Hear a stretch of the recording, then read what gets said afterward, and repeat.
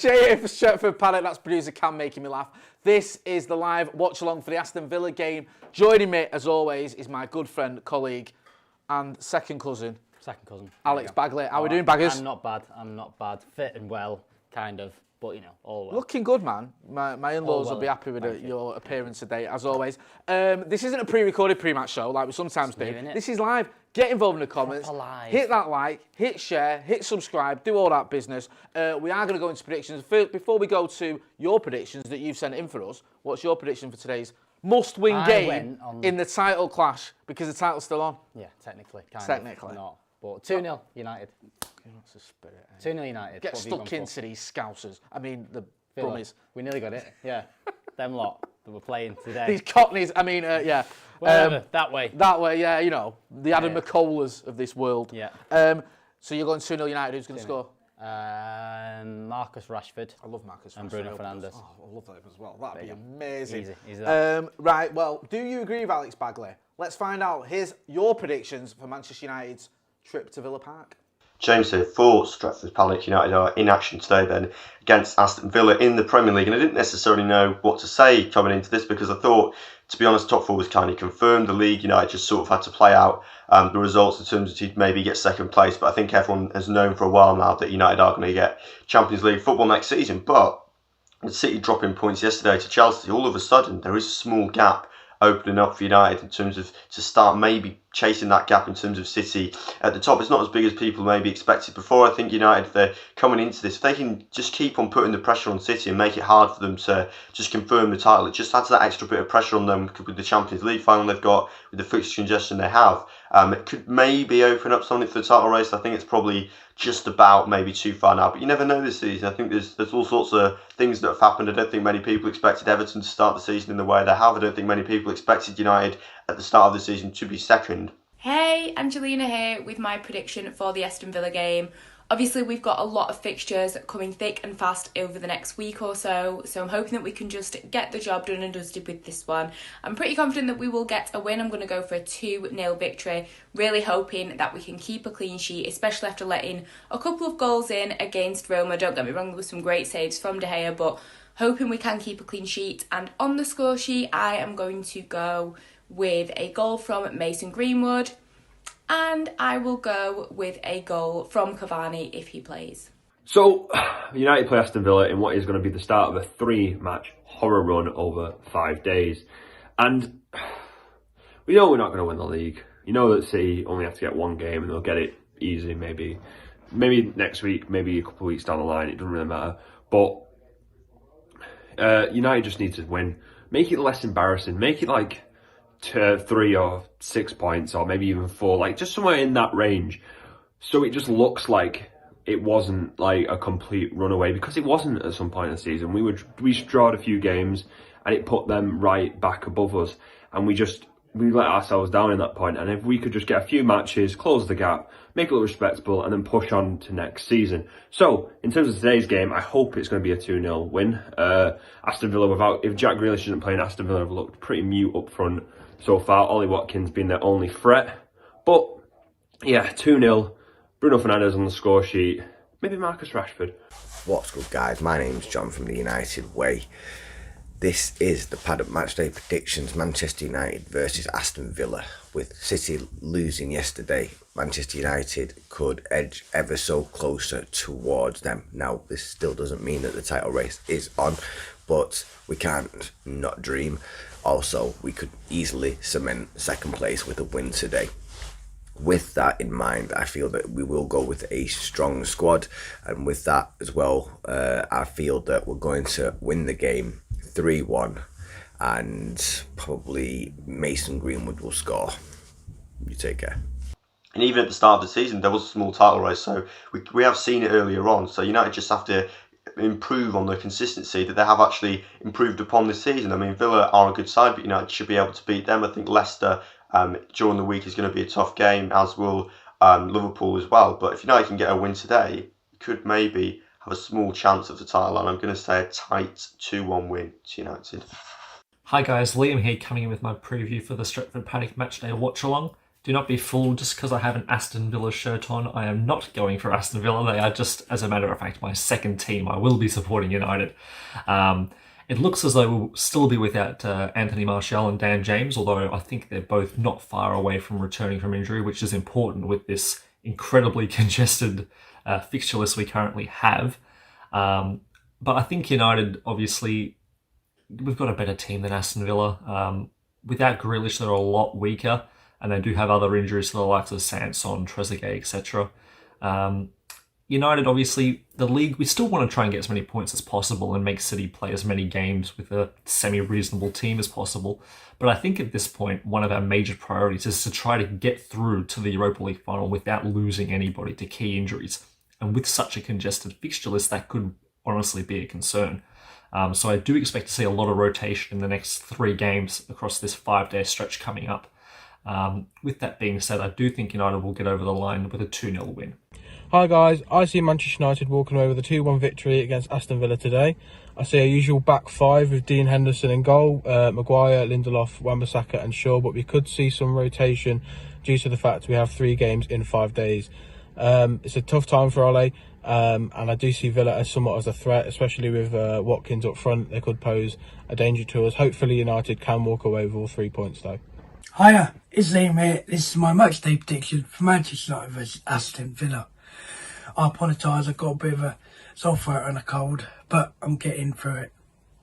Today, we travel to Birmingham to play Aston Villa, and I think we all win 2-0.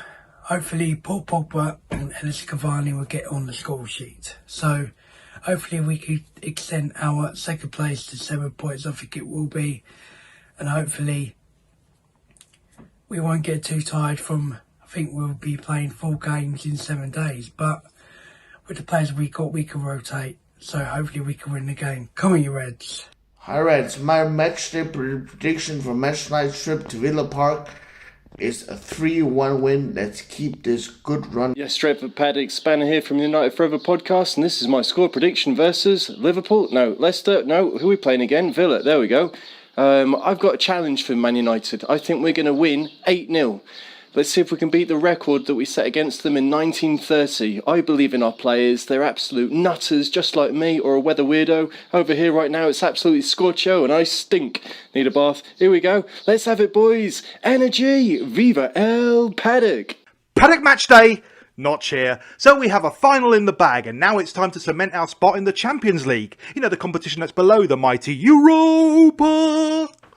Villa are possibly going to be jackless. Now, that's a blow to them. But they do still have threats from Traore and El Ghazi, and Cash likes to gamble with his crosses, so we mustn't give him any credit.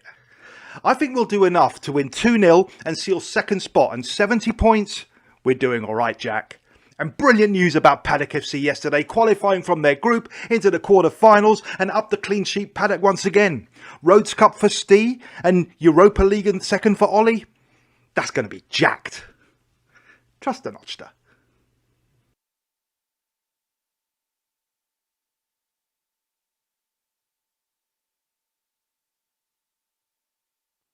So, some positive predictions there. People feeling the positive vibes. Get involved in the comments. Let us know even whether you're feeling as positive as some of the other people who've sent in those videos. And of course, you can send in your predictions for the next game. Who have we got next, by the way?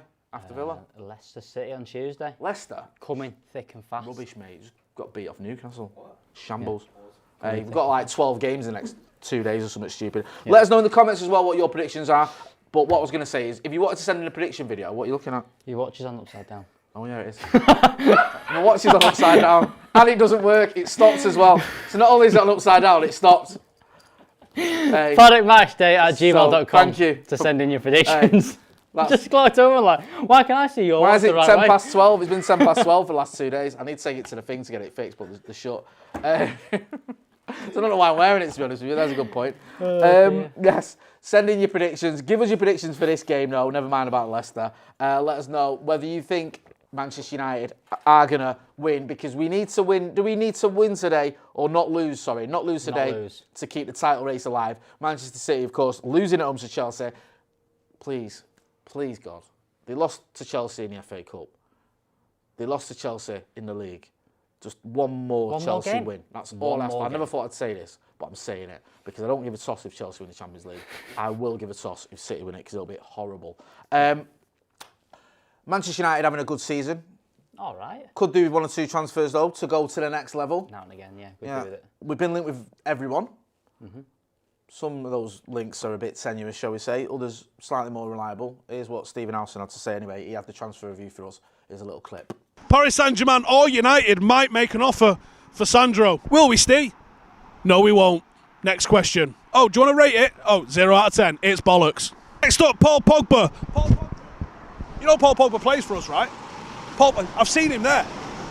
Why is he on the ends? He plays for us. He'd have to leave us, which he's done. To be fair to him, he's done that, right? You'd have to leave us to then be linked to... Apparently Paul Pogba's on the ends. It's from Julien Lorenz. Who the fuck is he? It says reports have said Paul Pogba can see himself staying beyond his current contract and the club is confident he will do that. How's that an in? It's not an in. That's an out, isn't it? Because it's information about a player that might go. That's an out. I'm not having that as an in. Right. Paul Pogba in. Right, let's talk about Paul Pogba. Right. Phenomenal player. A real catalyst and a real talisman at times. Often frustrating. But of a genuine quality. I think because of the situation surrounding Manchester United at the moment where transfer fees are just probably not going to happen, it's easier to renew someone's contract than it is to go out and buy someone for 100 million. I've said this for weeks and weeks. I am certain United are going to throw an absolute house at this guy and see if they'll, a week, that is, and see if he'll sign a new deal. Will he? Who knows?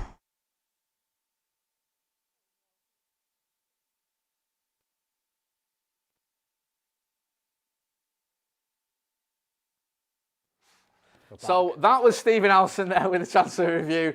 And no, I haven't just nipped to the toilet. I don't know what you're talking about. Get involved in the comments. Let us know what you think of those transfers. Let us know what you think of the game today.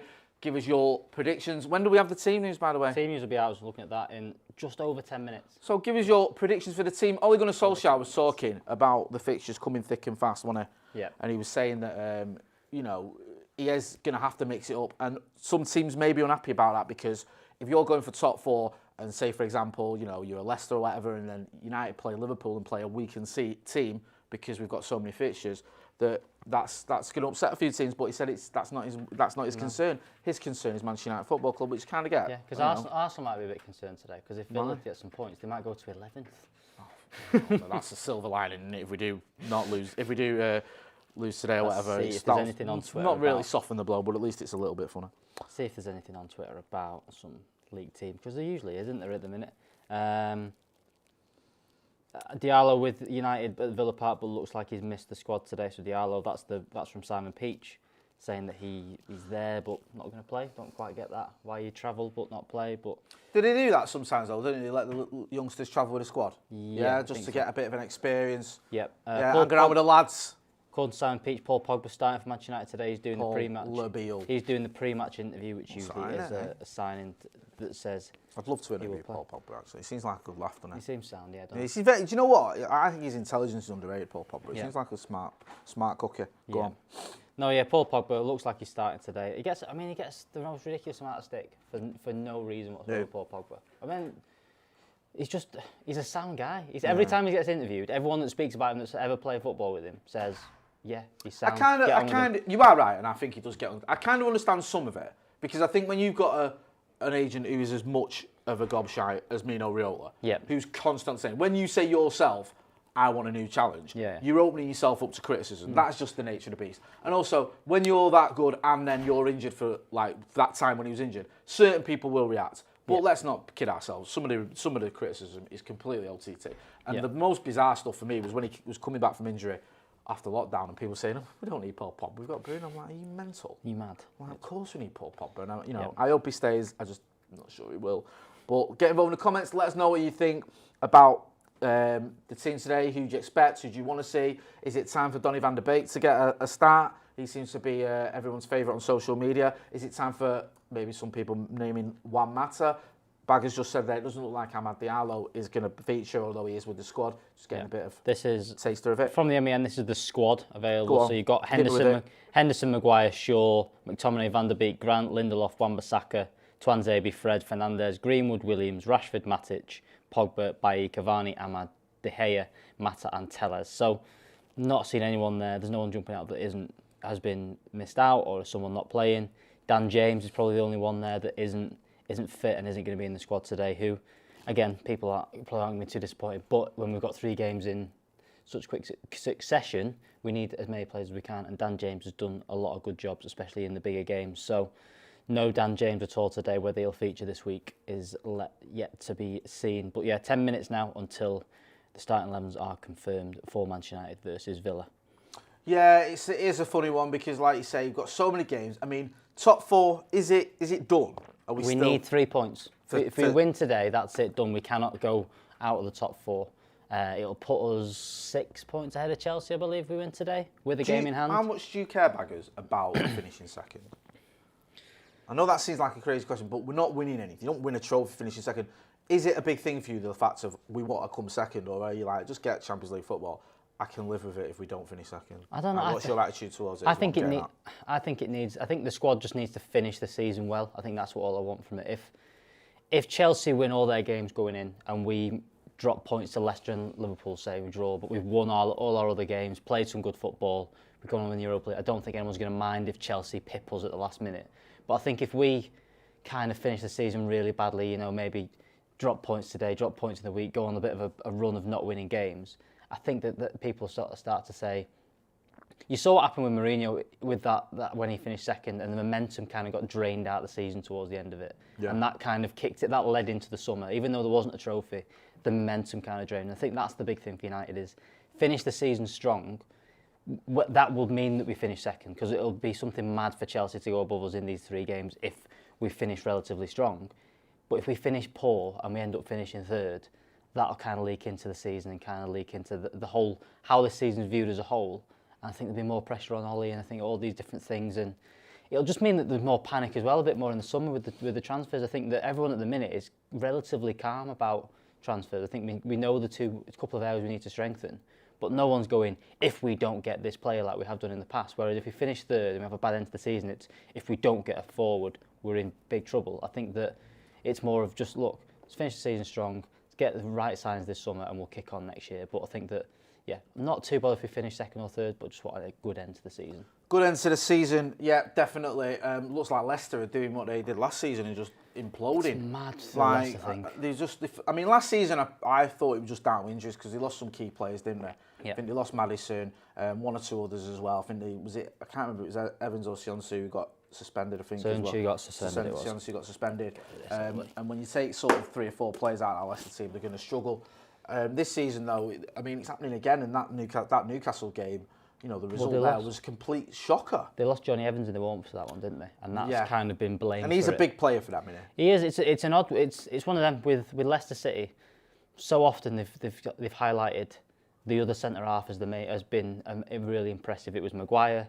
Then it ended up, and obviously we signed him. I think it was a good signing. But then they replaced him with Soyuncu, and everyone went, "How good Soyuncu is! An amazing player." Fofana this season, they've been raving about him. Johnny Evans has been the constant there. Yeah. And that's, to me, Fergie talked about him. He was the one that should have continued on, didn't he? Instead of Smalling and Jones, he was the one that was amazed that got sold by Louis van Gaal. We all think we tried to buy him back at one stage from West Brom and all these kind of things. I think that he was linked with City, wasn't he, for 30 million? We sold him for 7 or something, didn't we? Very, very good player, and I think he's probably the consistent across there. Yeah. And I think that he's the one for them. And like you said, I think we've looked at Leicester. They've got a good squad, but if you lose them couple of players, it all of a sudden looks a little bit thin. And I think that's what happened to them the other night with Johnny Evans. But at the same time, you shouldn't be beaten 4-0 by Newcastle. You have very poor Newcastle. 4-2, I think it ended, yeah, but it was. I think it was 4-0 at one stage. 4-0 at one stage, and so they got a couple of late goals. I'm just going to look in the chat. James Bowman says, Lewis Dunk, would you have him at United? Not for me, if I'm being honest. I think he's doing a decent job, but he's not the one I'd look for. Yuri Roper says, Chelsea not about luck but experience and game management. Yeah, he's doing well there, isn't he, Tommy Tuchel? Yeah. Charles Hobbs says the fans didn't rate Evans. Trouble with Evans was under Van Gaal, his form did fall off a cliff. Yeah. It did. I mean, he had some, and I used to love Johnny Evans, but there were some games where he found danger where there wasn't any. I remember the game that sticks in my mind is Stoke in particular, where the ball sort of came to him, no one around him, and somehow he managed to sort of miscontrol it, fall over or whatever, and then I can't remember who it was Peter Crouch or someone almost scored. A guy called Mem says, thank you for being the best fan channel around. UTHP, #Glazers out. Just so anyone's wondering as well, I think the fans have said the game can go ahead today. All right, because we decide when you play. And I think the fans have all said, yeah, we're going to let you play today. Someone else says, Anika the Crab says, Dunk and Maguire together, that's a nightmare scenario. Nikhil Patel says, Jay, what are your thoughts on Andre Silva being linked with us? He has the same amount of goals as Howland this season in the Bundesliga. Yeah, we've been linked with Andre Silva a few times, covered this on the transfer review. Seemed like you say, scoring goals, seems to be a decent player. Wouldn't be my first choice, to be honest with you, or even my second or third. I think there's better options there. And I think there's one or two options that, although they're not that, on paper you think, fuck off. I don't think that bad. Like one, and I'm going to get pellets for saying this, but I'll say it anyway. Like someone like Tammy Abraham, I won't be against that. I know people go, well, you want a Haaland or you want a Harry Kane. If you're not going to get them, though, who are you going to get? I think I know where people go, well, he's a Chelsea reject. Like, Tammy Abraham, for me, he's only 24, I think, or 23, 24. He's got another level to go. And I'm not saying he's my priority. I'd love us to get Harry Kane for starters. And I actually think Harry Kane could be available in the summer. I don't think he is 120, 130 million. I think you can get Harry Kane for about 90 million. I know that's still a lot of money. Yeah. I think you can. Because he's 27 and 28, coming to 28 or 27. 27 to 28. Spurs, like, he's not going to win anything at Spurs. He must be fed up there, because he's just pointless. I mean, just a pointless scenario, pointless club, almost. Sorry for Spurs fans. But they never win anything. They get to the odd final, they never win it. They get into the Champions League, which they're not going to win. They finished third in a two-horse race when they were in a title race. And I just think he must look at it and go, I'm not going to win anything here. There's no managers. So if he's pushing for a move, and then someone came in with 90 million and it's in the middle of the pandemic, you think, okay, if we don't take that, we're going to have to take probably a little bit less next season. Maybe, I don't know, maybe I'm kidding myself, but I think Harry Kane could be available for a little bit less than everyone thinks. I think so.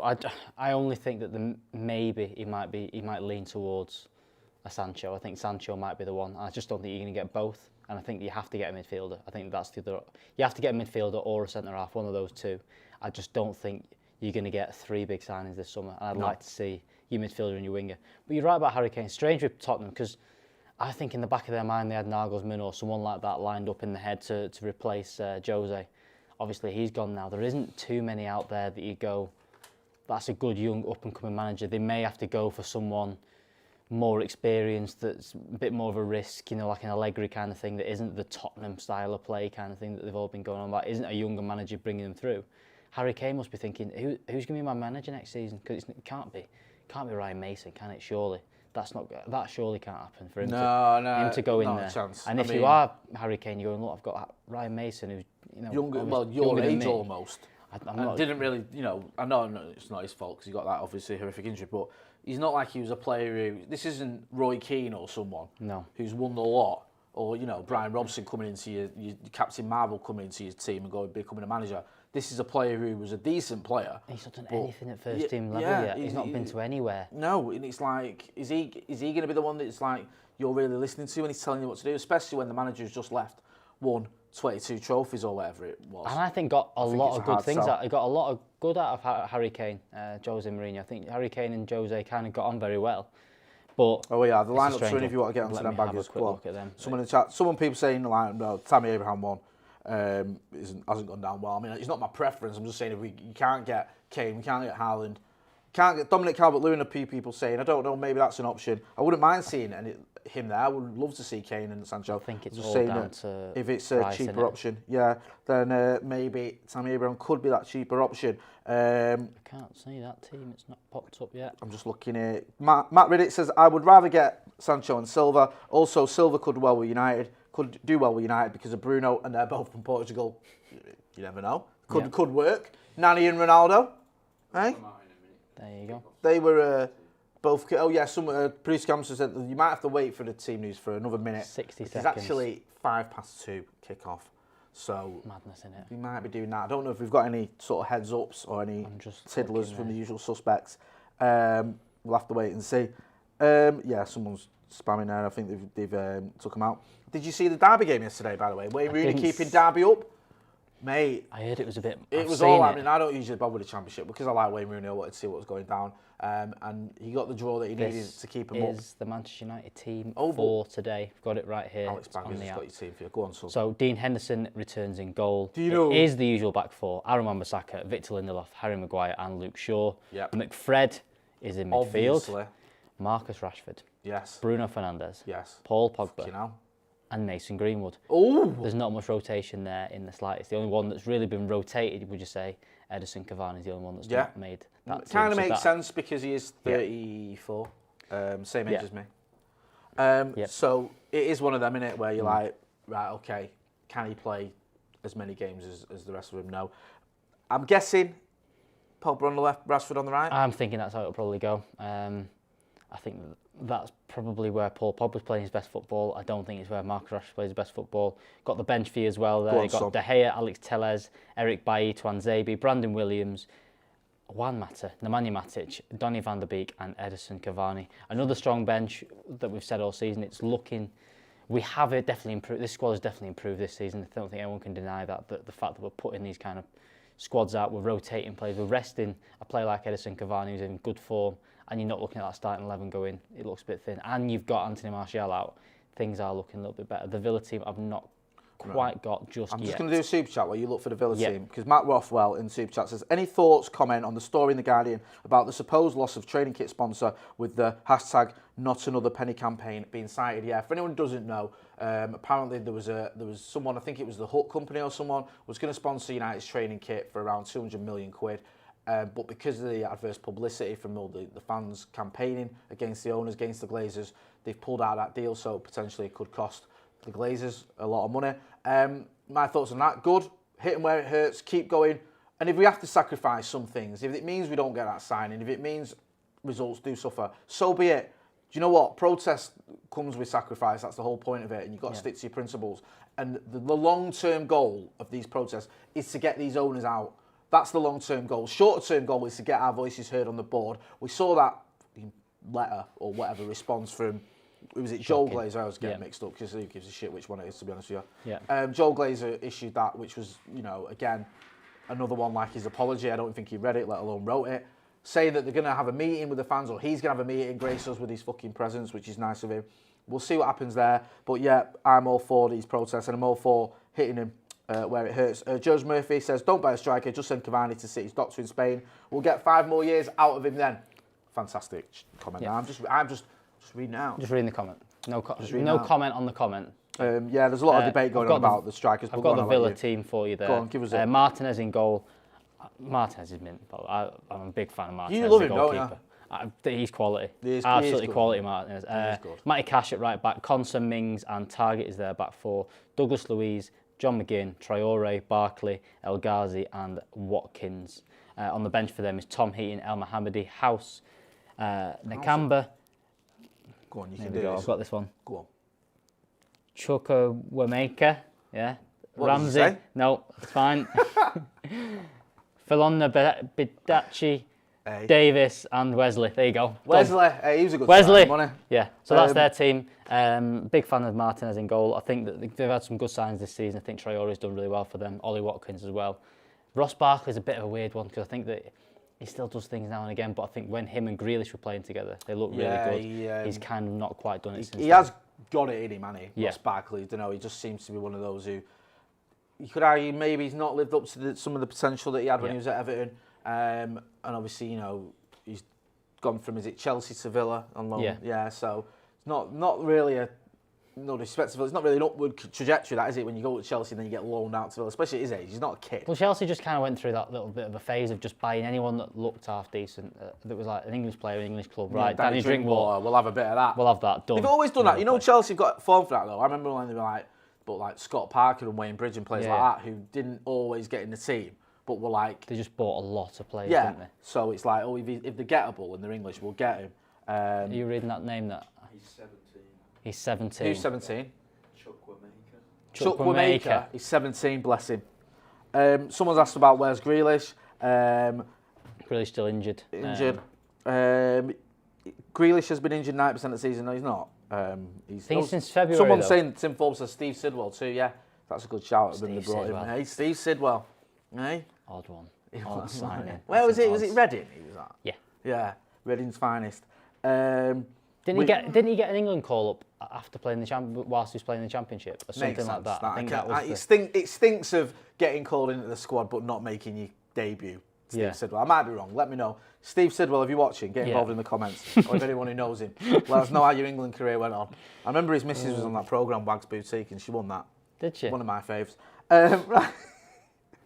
Jay's TV watching, by the way. There's a Love Island fan here as well. I remember talking about that at Old Trafford and the guy in front of me turned around and went, what the fuck are you on about? Amaya Kikali says, we should be winning this one, right, lads? R11 is better than theirs. R11, right, invariably is better than the other 11. I think there's only about probably City and maybe. Producer Cam shouting Chelsea there. I don't know. Player for player, I'd say Chelsea, but I think as an actual player team, for player. I think it's debatable, you know.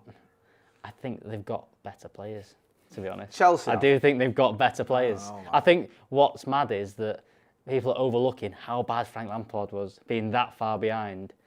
Is their back four better than ours, player for player? Not all of them, no. Would you have Chilwell or Shaw? Before this season, I'd have had Chilwell. Right. But this season, I'd have Shaw. Yeah. Who's the centre back? Rudiger or Maguire? Maguire, but I'd have Rudiger over the others. Is it Thiago Silva still going? Thiago Silva still doing well. For him or Lindelof?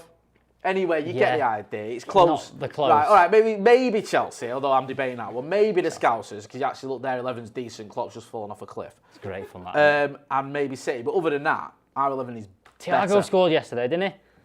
Mate. Fuck you know. Right. It's not even an idea goal. It's an actual goal he scored yesterday. A deflected goal as well, by the way. He's done well there, though. That's his second Premier League win at Anfield. So he's now got as many Premier League wins at Anfield as Marouane Fellaini.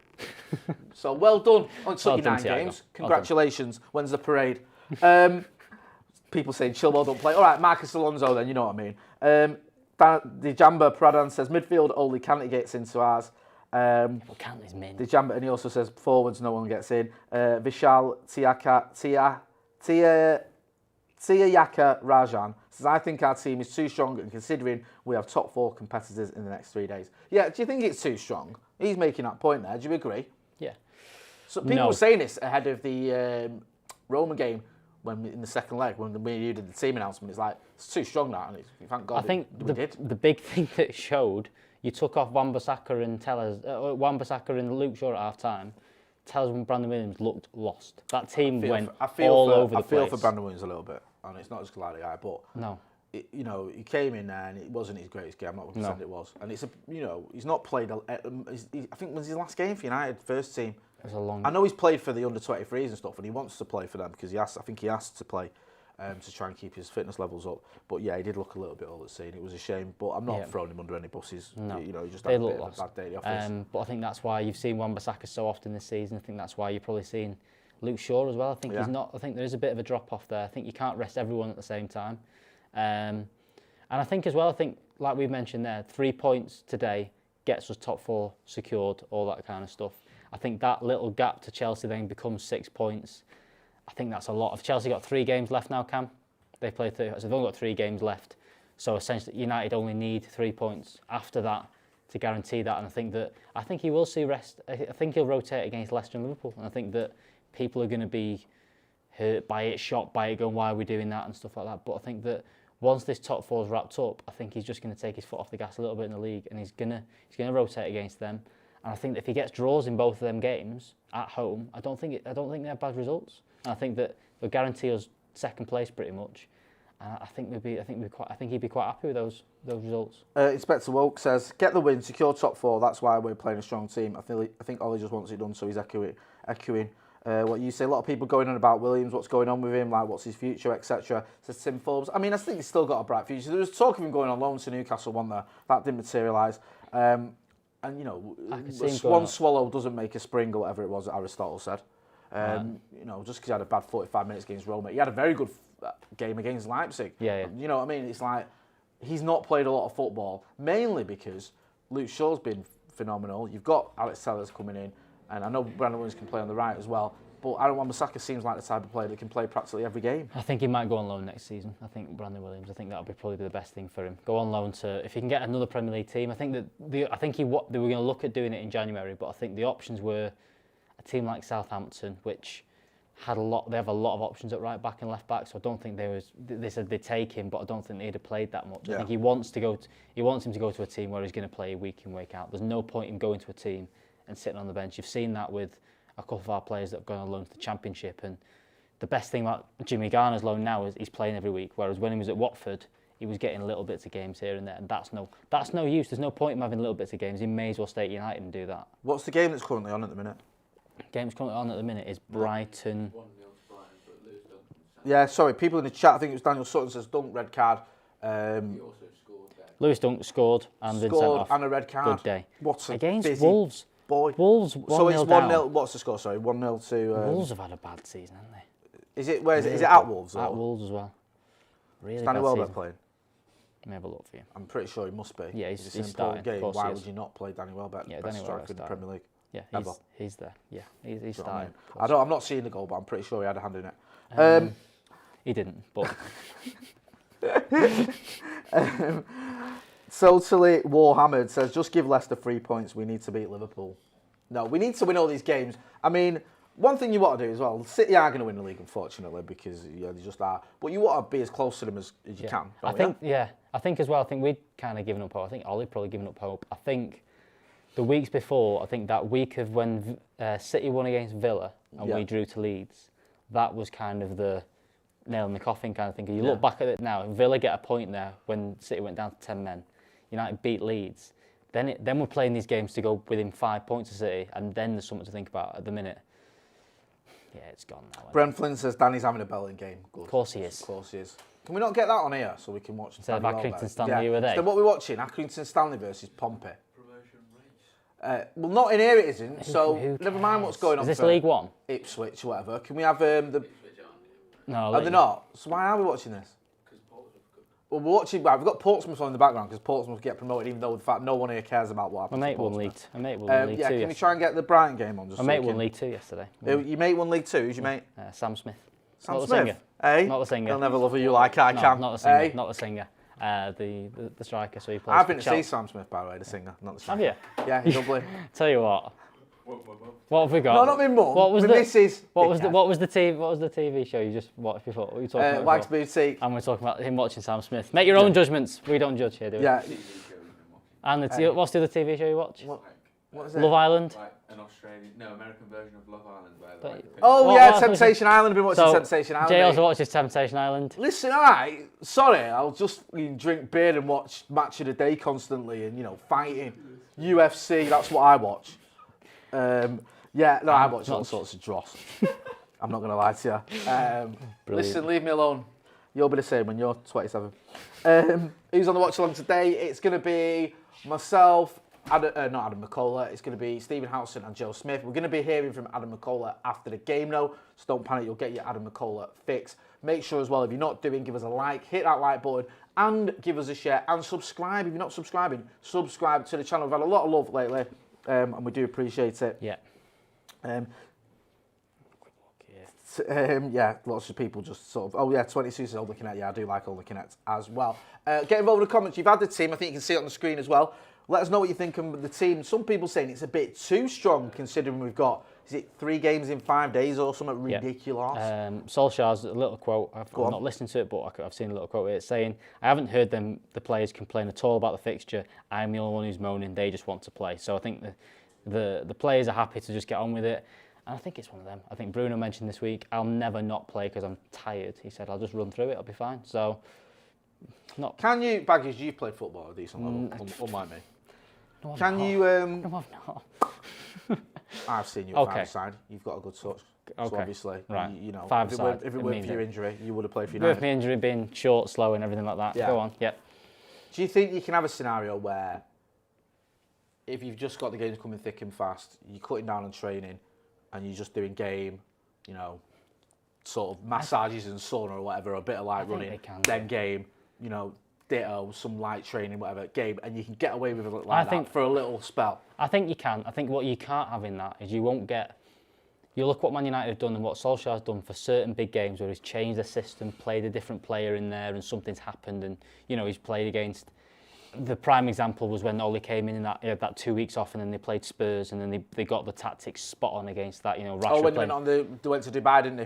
They went to Dubai, and you had Rashford and Martial playing as like inverted like wingers, but two up front, and we played a diamond or whatever. It just worked. You're not going to get that kind of stuff happening. You're not going to have something set up. You're not going to be able to go to a Leicester this week and have something different. You're going to see 4-2-3-1.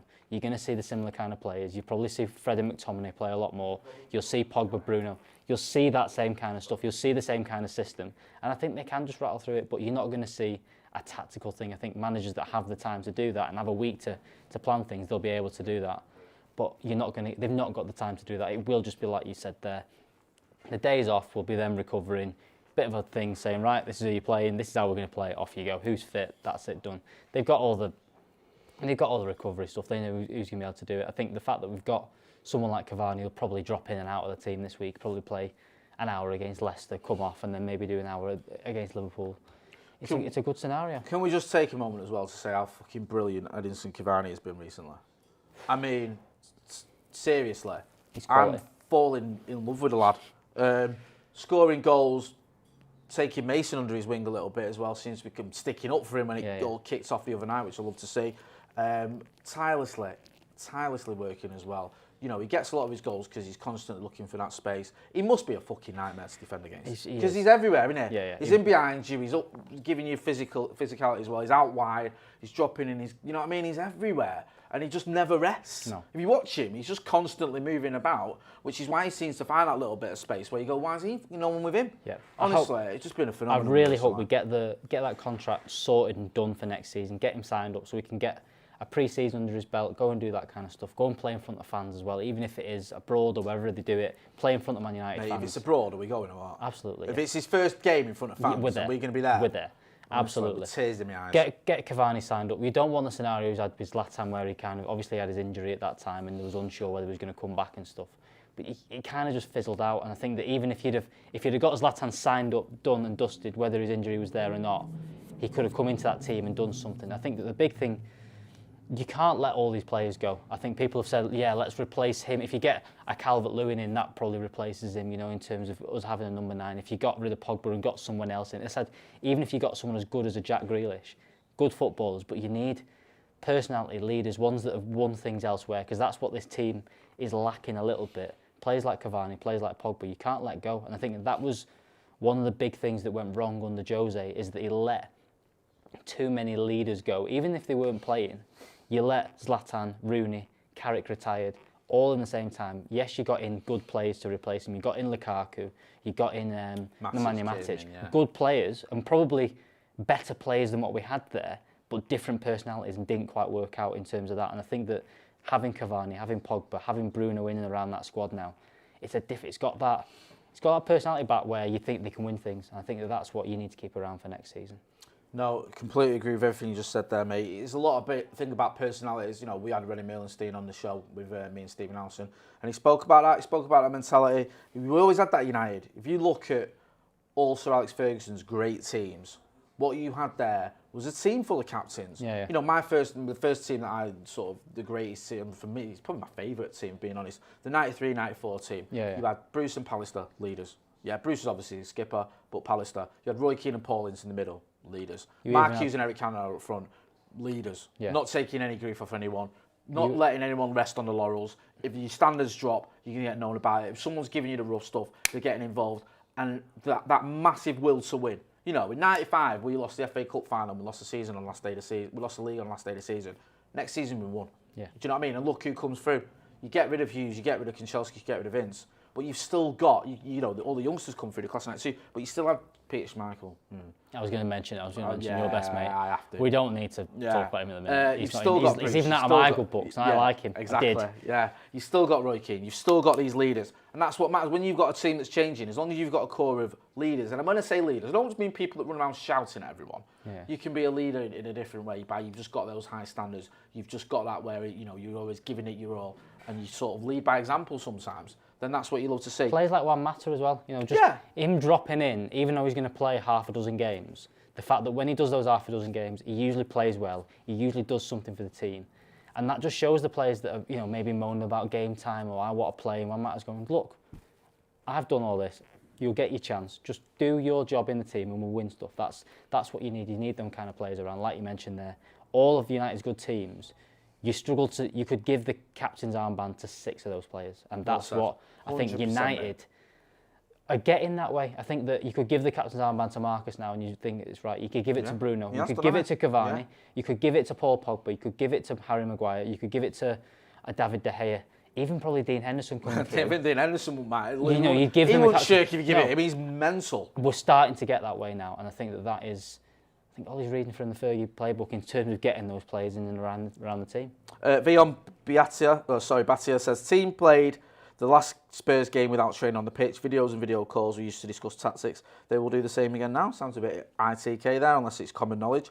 Thomas Falsey says, Vidic was a leader. He put his head in places where people don't even dream to put their feet in. Dan Oliver says, did Irwin, here's a good question for you, did Irwin ever have a bad game for us? I never saw one. I think Dennis Irwin, and I'm not sort of trying to be hyperbolic here, was the most consistent footballer I've ever seen in my life. Yeah. I think he played, whatever he played for United, I don't know the exact figures, let's say it's 500 games. If he had 3 bad games, I'd been amazed. He was an 8 out of 10 every single fucking game. Yeah. And I watched him as a kid and he came in from Oldham and that was it. And he was a right-footed left-back as well, which is never easy. But yeah, he was just so consistent. You never ever had to worry. You never had to worry about their right winger, Irwin would box that off. He'd always be getting down the line as well, getting those balls in constantly. He'd pop up with the odd goal as well. He was just a fantastic player. And all this Hall of Fame shite, if you've not got Dennis Irwin in that conversation, throw it in the bin. Seriously. It has to be Dennis Irwin. Yeah. It's one of those. I think you pointed out on Twitter, didn't you? He's one of those players. How are you not doing that? He's a player that played in over 2 of the great areas for Manchester United. It wasn't just, you know, it wasn't sort of, because Keane did it over those 2 eras as well. But there wasn't many of those players that did both, that had that 93 team in, that did it, and then went on and did the treble. There was only a couple of players that did that. You probably have Giggs in that mix. You've got Keane in that mix. But there's no Schmeichel as well. We're all in that mix, but Dennis Irwin was always there.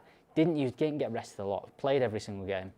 He has to be in that mix. And you've seen as well, like when Roy Keane always gets asked about it, and you know he's picking his best combined team of.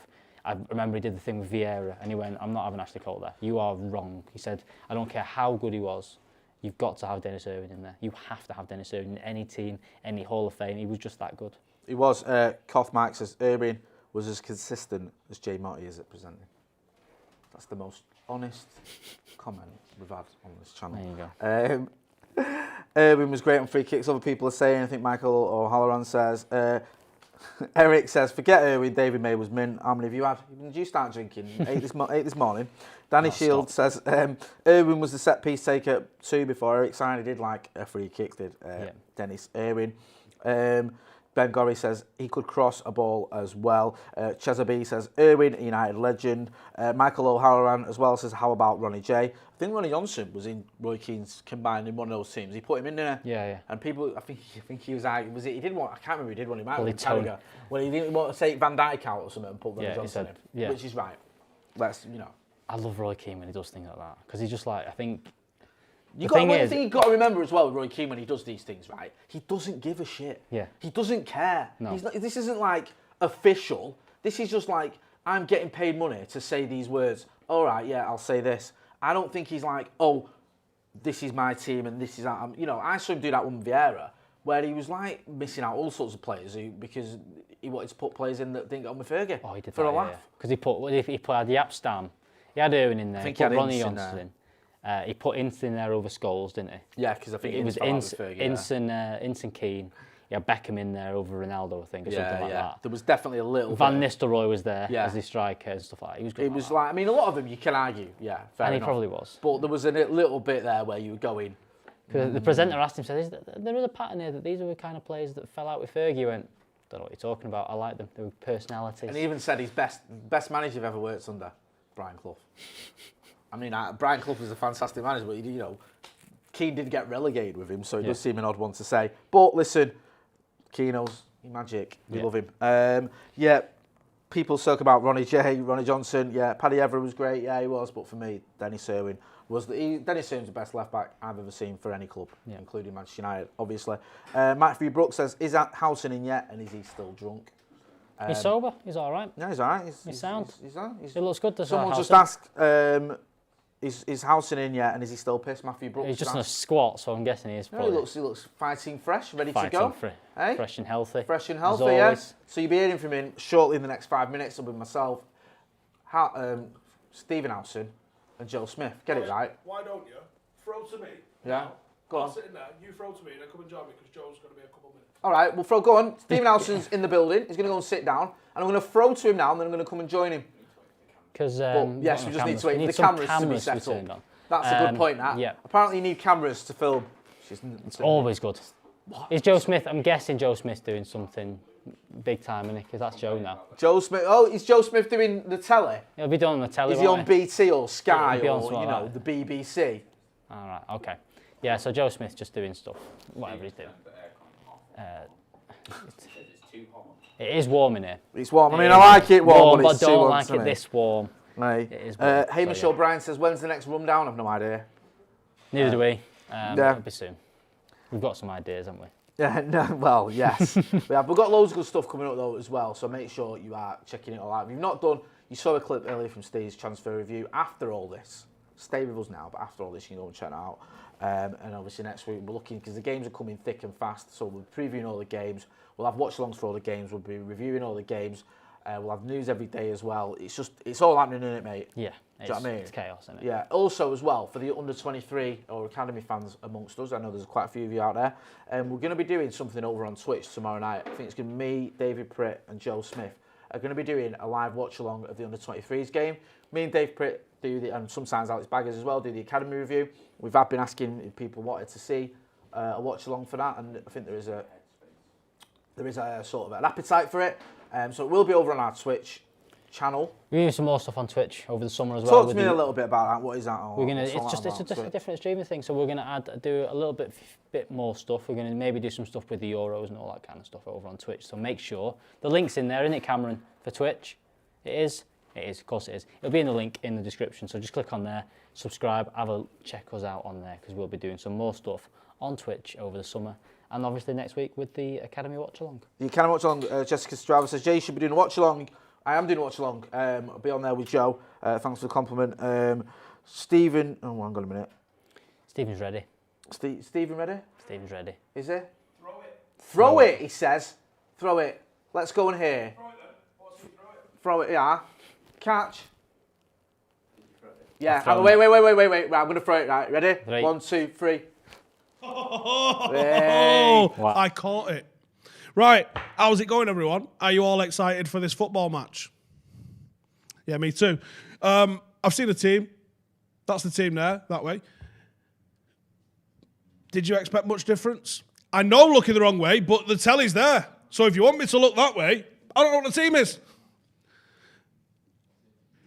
Do you think it'll be Rashford up front and Greenwood on the wing? I think it'll be the other way around, I think it's going to be Greenwood in the 9. And I'll ask the fellas in a second when they join me. I actually think it'll be Greenwood down the middle. Is this resting Cavani? Because he's in sensational form, isn't he, at the moment? I mean, obviously I'm talking to myself at the moment. Well, they're still not quite here. But I think it's got to be managing Cavani, which is really interesting. He seems to be the only player ever that's been managed like this. Greenwood got it to a certain extent, but like Cavani is like he's sort of dealing with his energy levels, isn't it? Just give him the big one, or just give him that one for now. Joe can sort. We can sort it with Joe. Just hurry up and get in. We got Pogba on the left, Fernandes down the middle. I'm not sure I'm really digging moving Marcus to accommodate him. I wonder if there's a different formation we could use here that would actually mean that people got to play in the correct positions. That'd be nice, wouldn't it? Yes. I know if people can see me or hear me. Is this mic on? Oh, yeah. Joe's here. The gang's all here. Oh, you could have stayed. I wanted to talk twice for a bit.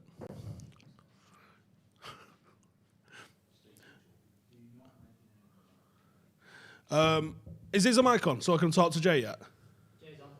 Right, sorry. Yeah, looking at that, I mean, you've got it there. We've got it as Rashford up front. You just mentioned it there, Steve, about moving Marcus around to accommodate others. I don't think he's up front, by the way. I think Mason's up front. But I think you said it about Pogba on the left, Marcus on the right. Is it worth the trade-off that Pogba's probably best, his best position is on the left, and Marcus can do a job on the right?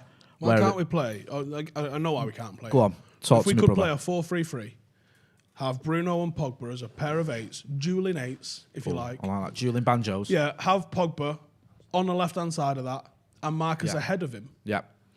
I mean, you'd get some productivity, wouldn't you? I mean, at the moment, the form Shaw's in, the form Pogba's in, the form Marcus has been in at various points this season. Yeah. It's a deadly left-hand side that you've got there at the moment. Deadly. Deadly. Best form of defence is attack. So I've heard. That's what they say at my karate class. Who says that? Do you know people say, the best form of defence is attack? Yeah. That don't win titles. That's not a rule, is it? People just say it. Kevin Keegan said that in 1996. And what did he win with it? Hearts. Like, best form of defence is attack. Yeah, and there's another saying. An England job. An American saying, defence wins championships. Well, which one's true?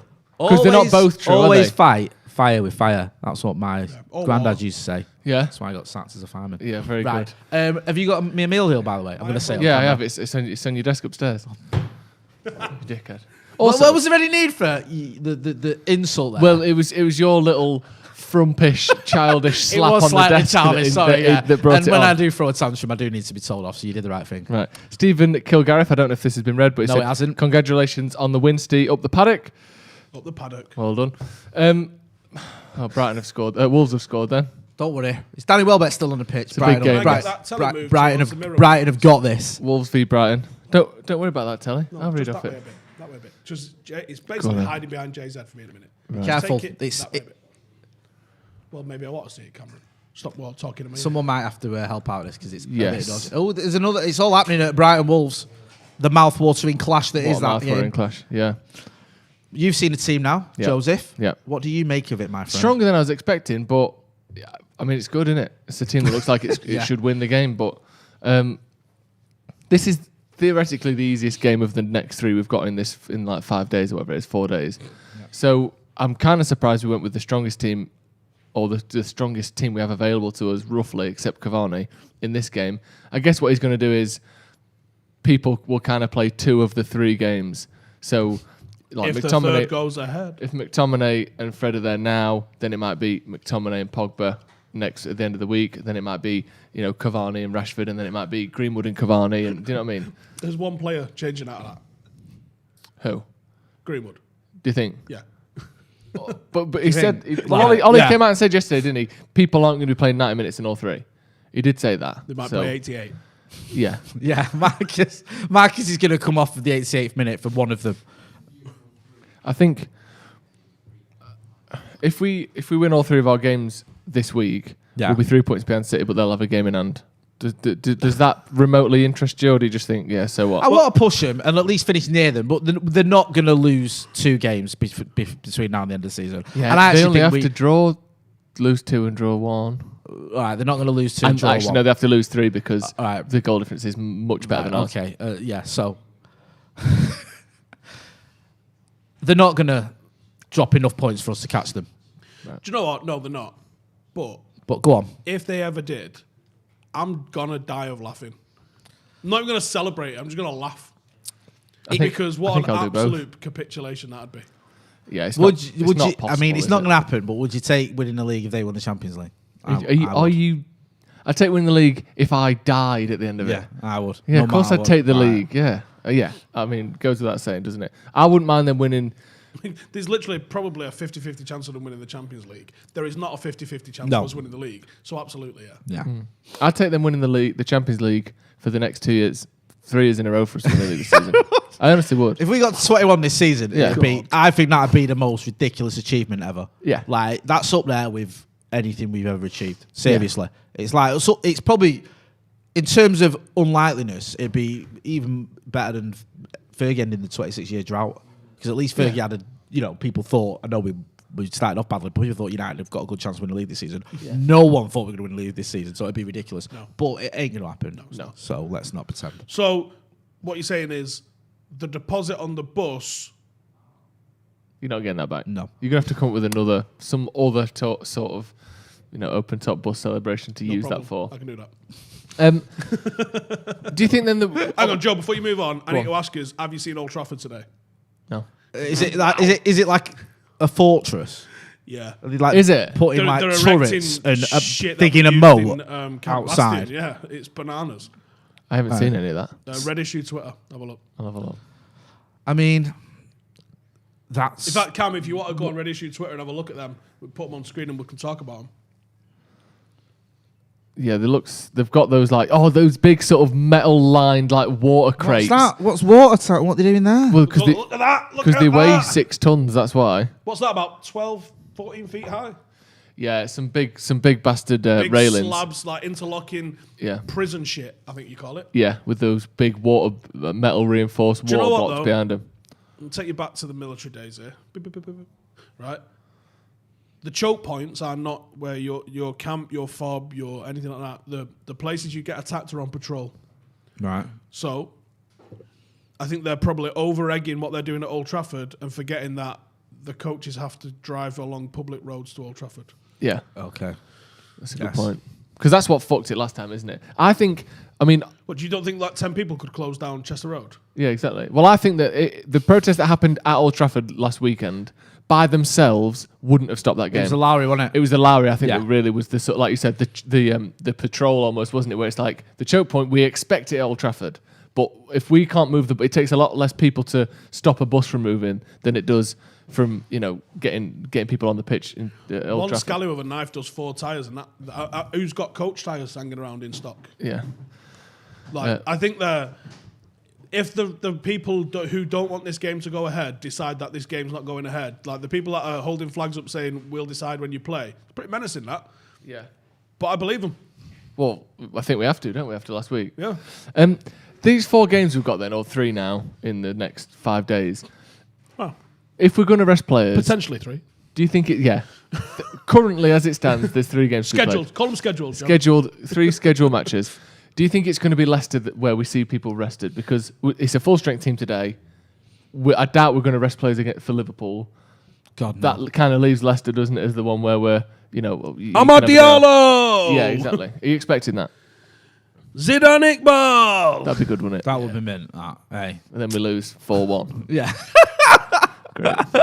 Well, Leicester lost to Newcastle the other day. That kind of helps us out a bit as well, doesn't it? They got battered 4-2 by Newcastle. So in terms of that gap, I think we're 7 points clear of Chelsea with the game in hand. Brendan Rodgers gets piped, doesn't he, by a lot of people. Whoa, what a manager. He does put in a decent style of play with his teams. He does have that philosophy down. But he's had opportunities to win stuff and bottled it every occasion. Mm.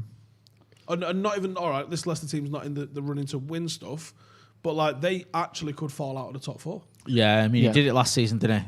Almost in the last fortnight of the game. Currently last week, I think it was actually. The game against us, they still had a chance, didn't they? They beat us and obviously lost that. There's a flavour. Like the video if you think all 3 games will go ahead, and downvote the video if you think... No, don't downvote the video. Don't downvote the video for anything. It's interaction. No. So downvote the video if you don't. No. As it stands, a silly idea. Obviously City first, United second, Chelsea are now third, Leicester are fourth, West Ham in fifth. Leicester got 63 points, played 35. West Ham 58 points, played 34. So they're 5 points behind with a game in hand. Also, Liverpool are 6 points behind with a game in hand. But Leicester have got better goal difference than both. But Leicester have been essentially in free fall for the last month and a half. Been losing awful the other night as well. That's they were terrible against Newcastle. They were shocking. Like 4-0 with 10 minutes to go, wasn't it, or something, or 5 minutes to go, whatever it was. Yeah. Great comment here from Dan Oliver. He said this security is the most money they've spent on the stadium in a decade. That's a good point, that. Well, speaking of that, very accurate. I know that we talked about it on the Brew before, but obviously the news this week has been about the Glazers and their statement that came out on Friday. Wibble, I think I called it, Joe. Is that your thoughts on it then? Because my thoughts on it were, and this is what I predicted, I said it on the Stretford Paddock Live with Jay, it will be them saying, oh, we promise we'll speak to you more, with no specifics on what that will be. It will be, what's the minimum we can do to not just stop the protest, because obviously from their perspective they need to stop the protest and they need to stop what's happening. It was, can we have a puppet? We'll see. Yeah.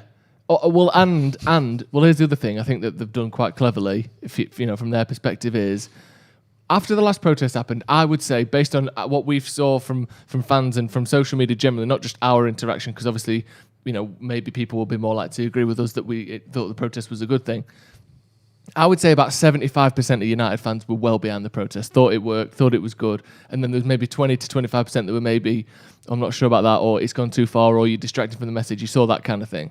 I think what they've done with this is they will have now increased that percentage of fans who go, well, what you're protesting for, they've said something, they've maybe upped that to 35, 40, 50%. You say these idiots, Joe. I think that there will be some people who think that this is enough, and not all of the fans and not most of the fans, but now social media, that it might be a different feeling. Now the pundits might speak differently about the whole thing because they're going, well, they've promised us this, what are we still protesting for? I think that's what they've done. They promised to talk about stuff. Yeah. There was a promise of zero action. Yeah. And it was a possible maybe we'll let you buy shares. Well, currently you can buy shares. Yeah, exactly. But they're not Class A shares. They are Class A, but Class B's are the ones with votes. They're the bollocks version of the shares. Yeah, they don't count. Yeah, they're nonsense. Like, they're nothing. So it's an absolute waste of time. There needs to be further action. You have to keep everything going. And I hope there's another protest on Thursday, and I hope that this continues until we get the reform that we want. And I've seen people saying, well, where was these protests against Edwards, and where was these protests?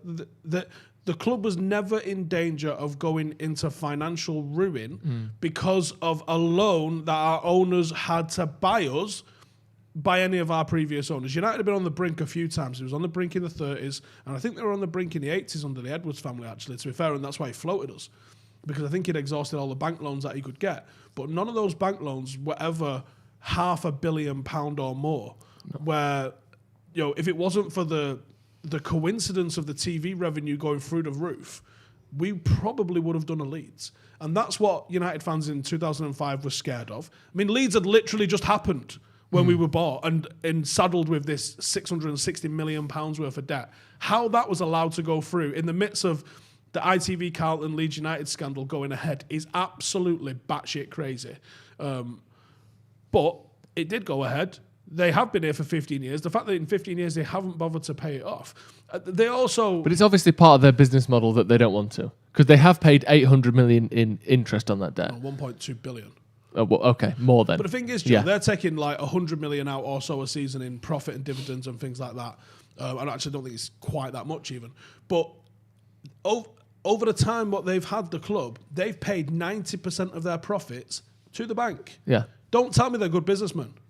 No, well, I'm not. I know you're not suggesting That's like one of your mates coming to you going, "Hey, I am chilling. What happened? Smashed it. Got a credit card."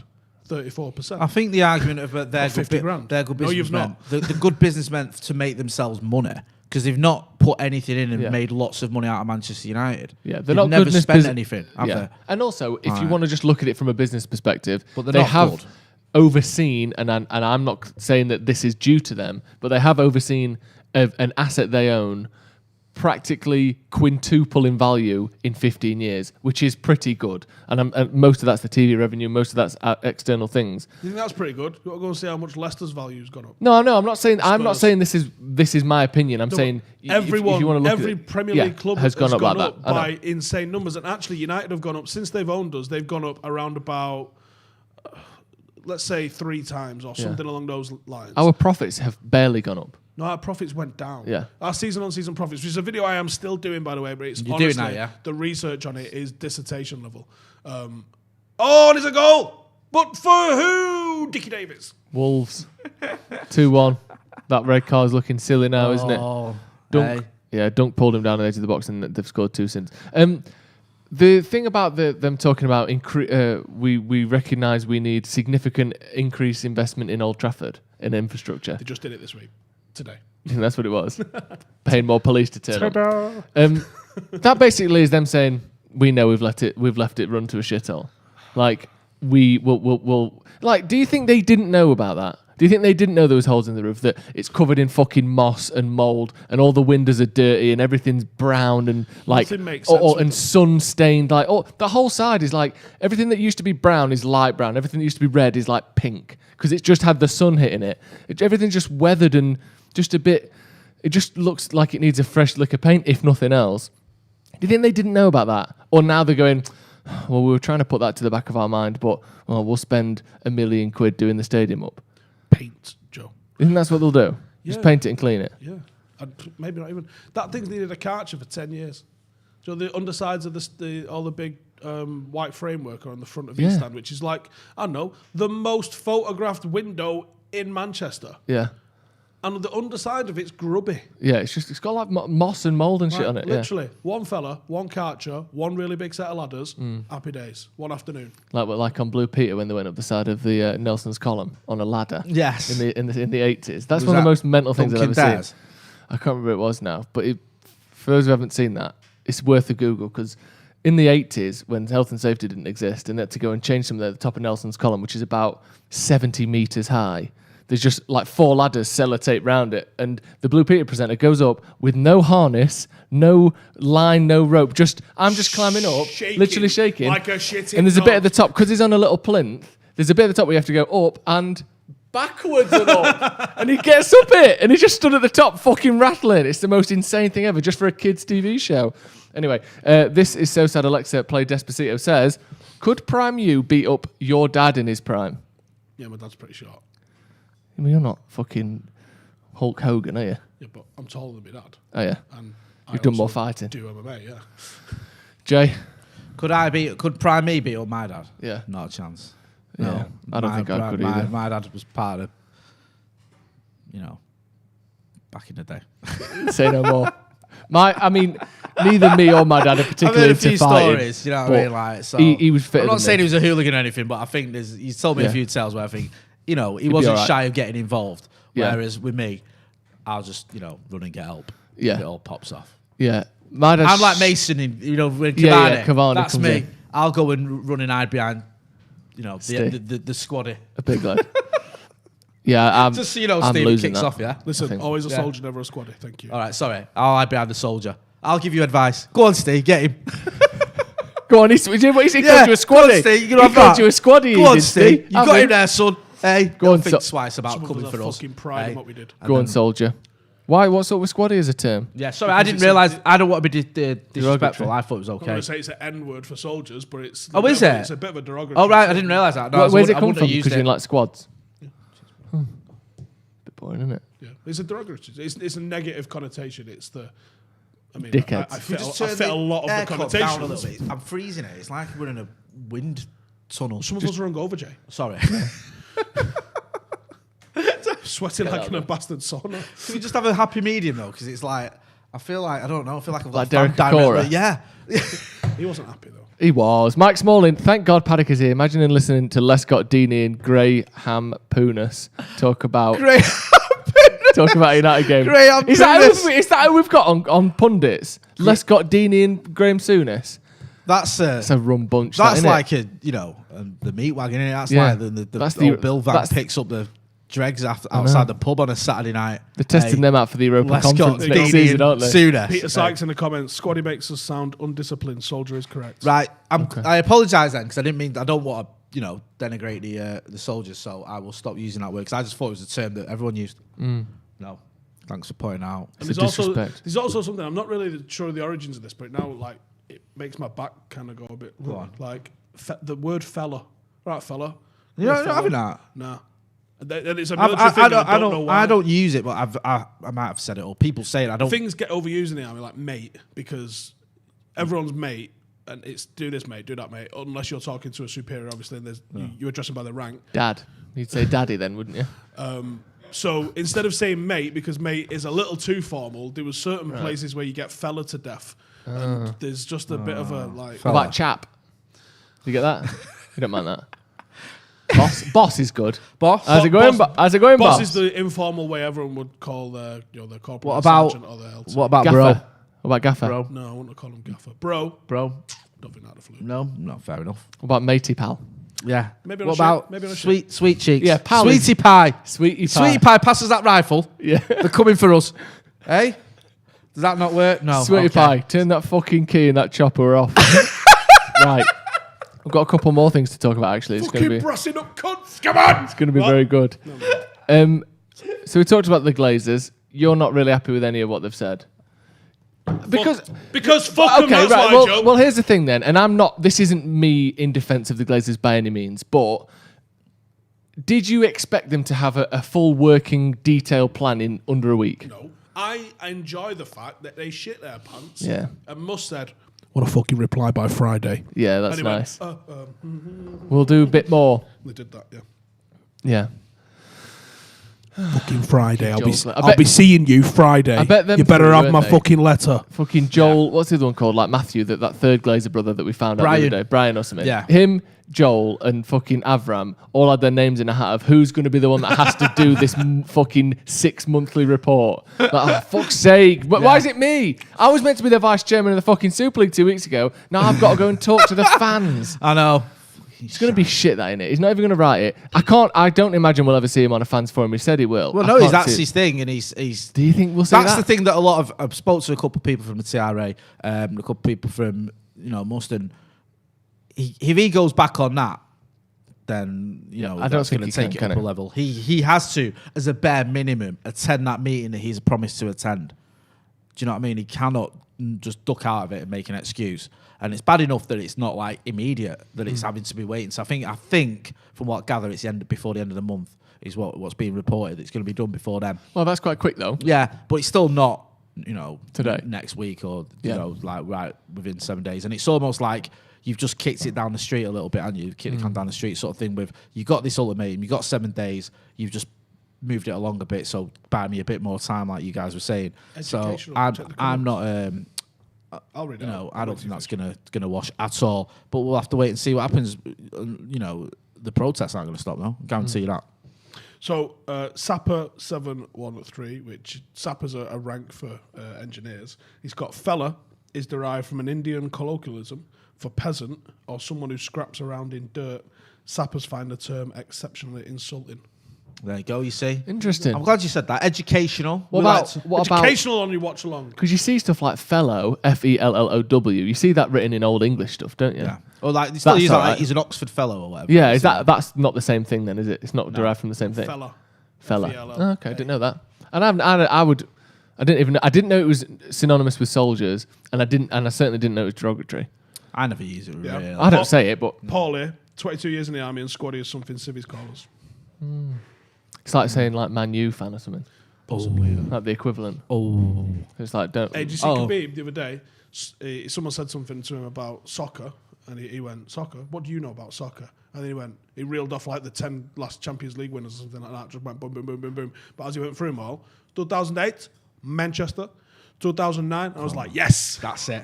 I love that. Hey, you don't have to say United. Everyone knows. It's weird, isn't it? Because with Sheffield United, they don't like it when the people call them Sheffield. Never in Newcastle. No, yeah. Even though there's cock all else in Newcastle. Yeah. What was it? Newcastle You're Town. a one club city. Seriously. Get a grip. Who else could it Call be? yourself a hotbed of football with one team. Yeah, that's why the stadium's so big. Because there's one team there. One team. There wouldn't be enough fans to have 2 stadiums like that. No. To say they've fucking never won anything. You know what I mean? Zedro's just commented 54 years on Earth and Civvy is something squaddies call us. That's a good point. Well played, sir. Yeah, well civvy. What are you calling us civvies for? You don't need a name for us. Civilian. What's all that about? Yeah, it's derogatory. It's like, hey, well, I'm not a civilian. Of course you are. No, I'm not. No, you are. I'm a veteran. Like when you move to Australia, you're an expat. Yeah. What the fuck does that mean? You're still a pat. What are you on about, expat? So what are we then? We're just nothing. We're just fucking Civilians. pats, He's mate. a veteran. We're civvy What are pats. we civvy pats? Fucking shit, that, innit? We're So fellas. we need to join the army and then emigrate. Yeah. So we can be veteran expats. Yes, Wow, that sounds have a great. bit of that. Yeah. Expat vet. I'll never be a civilian again. Ever. That's quality. That. Happy. Isn't it weird that when you say people... It's just a job as well, isn't it? That's what's mad. It's like, Yeah. I did that job and now you got to call me something else. Yeah. Yeah, I want you to call me coffee boy because I worked in a coffee shop and I'm not a civilian How now. many tours did you do? 3. So the veteran of would you say the veteran of 3 tours? I don't know actually. Yeah. Just trying to think. They usually just give it so it'd be Afghanistan and Iraq veteran. Yeah. Afghanistan and Iraq veteran. I'm just thinking. Which one did you do 2 in? Afghanistan. Yeah, that's the best one, isn't it? Best one, easy. Miko848. Honestly, yeah, well better. Really? Iraq was wank. Proper bomb to fuck. Minging. Yeah, I guess that's why. I guess that's why you get to keep like the tag, isn't summing it? up of Saudi I've ever heard. Iraq was wank. All I'll proper say is bomb. C-Ram, sirens, and big fucking bangs can fuck right off. Yeah, it's like when you're president, like Donald Trump and George Bush and Barack Obama and Bill Clinton will always be President Clinton, President and Bush. Mr. President when you see them, you still call him Mr. because you President. keep the title because it's a noteworthy job. I think that's what it is, isn't it? That's why I'm not called a barista at wherever I go because it's not a noteworthy Jay's a journalist, job. though. Yes. Oh, that's true. Yes, journalist always. Still am. Still do the odd bit, reporting. That'd be good. Like, so you get like an GNVQ, whatever it's called, OBE. If you worked on a building site, JCB. I mean, Joseph Smith, JCB. JCB driver, yep, I did. Miko, to be fair, forklift truck drivers get that forever. Yeah. Get your level 1 forklift truck, oh yes. Difficult job, that though. It's an hard job. Forklift truck driver. Yeah. I mean, you got to think about the neck dexterity you got to have. Mate, and that's always that driving thing backwards as well on the steering I think that's what joystick. I think that's what they have at fucking Magna. That's what they have at like the little centre that you go to with your kids. I don't think it's actually a little joystick. Yeah, no, you have a wheel. I used to work in a warehouse. Little tiny wheel. And why have you got a tiny wheel on it? You got a stick on it. Because you need fucking serious fucking inertia, Joe. Wash. Full lock left. What's that pallet? Move that pallet. What are you doing, man? There you go. Fucking hell, got 2 ton of fucking pallet on the front of this show. There Do you you think go, we're playing games? I don't think so. I like how... Boss, full lock left. Boss, full lock right. Where do you want it? In the lift. Boss. Mate, he's sick at that. Down. You two Look at that. fully encapsulated what it's like to work in a Wilco's warehouse there. Well done. But yeah, I reckon if you were a forklift truck driver and you saw the bus driver, love it. You saw a bus driver's wheel though. They've got it's so big it can't even be this way. It has to be flat like that. Moving like that. And then there's the ship's wheel, which is even bigger. What's the biggest steering wheel on any vessel? Let me know in the comments. Because It's got to be the those ship, ship hasn't it? ones Yeah, with the like fucking that, big mate. things With the wooden on it. things. Yeah, And I love it when they give it full spin and then they just go and then put their hand in and just grab one and then we're going back. His finger's been broke with that. Me Harity or whatever. Miko 848. That's like the Wheel of Fortune. Where are we going now? Yeah, what's the biggest wheel in any job? It might be the Wheel of Fortune. We're going to Arsham says Mauritius. this is definitely getting clipped up for out of context. I would think do we're covering anything. the game very well here. I don't know what you're on about. In-depth analysis as per. I would do anything to see a Kitchen Nightmares type thing on the telly where Gordon Ramsay just comes in and abuses the Glazers. That'd be good. Business nightmares. I love it. The roof is leaking. Shut it down. Yeah. I'd rather he stayed with him and someone came in and abused all of them, including him, to be honest. You don't like Gordon Don't Ramsay? like Gordon Ramsay. He's just a Follows bit. me, It's Gordon Ramsay. well, there you go. There's another reason not to like. There are some big wheels Kitchen on both. Nightmares is a sensational. It's all right, but what putting the fuck do you mean loaves of it's bread all next right? to people's heads and going, "You're an idiot That's sandwich." that's from that's a comedy Oh, is joke it? one. Right, sorry, I That's thought not it an was actual like real. episode. That's why I've always thought a bit. No. of The cat lady's real though. People at home go, "Yes, she is, Steve." Meow meow. Alistair Penman, lads, thanks for keeping me sane the last 2 weeks. No problem, mate. Joe Defo got his boat knowledge from Pirates of the Caribbean. Yeah, I did. I'm not going to claim to be some Which seafaring is gentleman. basically the Navy training video, actually. So Yeah, they do. He's practically a seaman now. Give me fucking 3-point hat, you bastard. That'd be great. Do you get to wear them? Do the Navy boys wear them? Did he still Do drink? I what? 3-point hats like a pirate. No. Did he still take a tot of rum? 1974 they stopped that. 1974, really? Apparently that was a bad day in the army or the navy, I guess. Right. I thought that still was going on. Bloody hell. Exceptional. There we go. We've got a lovely picture of But you us got to think everywhere about some of the fucking heavy machinery and helicopters that you're dealing with on like aircraft carriers. They got a pint of rum. A pint of rum? Yeah, a pint. That's like your breakfast. Or was that might have been the Pirates? Oh yeah. Either That way. might have been Pirates of the Caribbean, actually. Yeah, that might have been a film I saw. Yeah, Either way, that whatever was it was, Captain Jack Sparrow. It's either half a pint or it might have been I think it was half a pint Or it of might rum, be but they mixed it with neither water. of those things. It might have not happened. Yeah. Someone let me know. It's either a pint of rum, a tot of rum, or something completely different. Right, I think it might be Or it half might a not even pint. be rum. It might be It was water. definitely rum, it's definitely it rum. might have been It's a glass one of brand, water it's that one I had brand with a of meal the other week. Is it not thingy? It's Pussers. Oh, you're not allowed to say that. We'll get You can, demonetised. it's pussers. But I think it was either a pint or a half pint. If it's a pint, I think that's grog, which is mixed with Grog? water to make it go a bit further. But That's a what you half wake up pint of feeling rum, groggy. if you do a half pint of rum, you're well on the way to being drunk. Like, I don't know how you could operate like radar. You did at with that. least 2 pints for the last Watchalong. That glass, what you've got, is half a pint glass, isn't it? Which glass? The glass that you had for the LASK Watchalong. Oh, mate, I did You more did, than yeah, a you pint did, last you did. night. No, several pints, yeah. Anyway. Nick B with a super chat. A parasite, a person who habitually relies on or exploits others, giving nothing in return. Perfect description of the Glazers. Great film, that as well.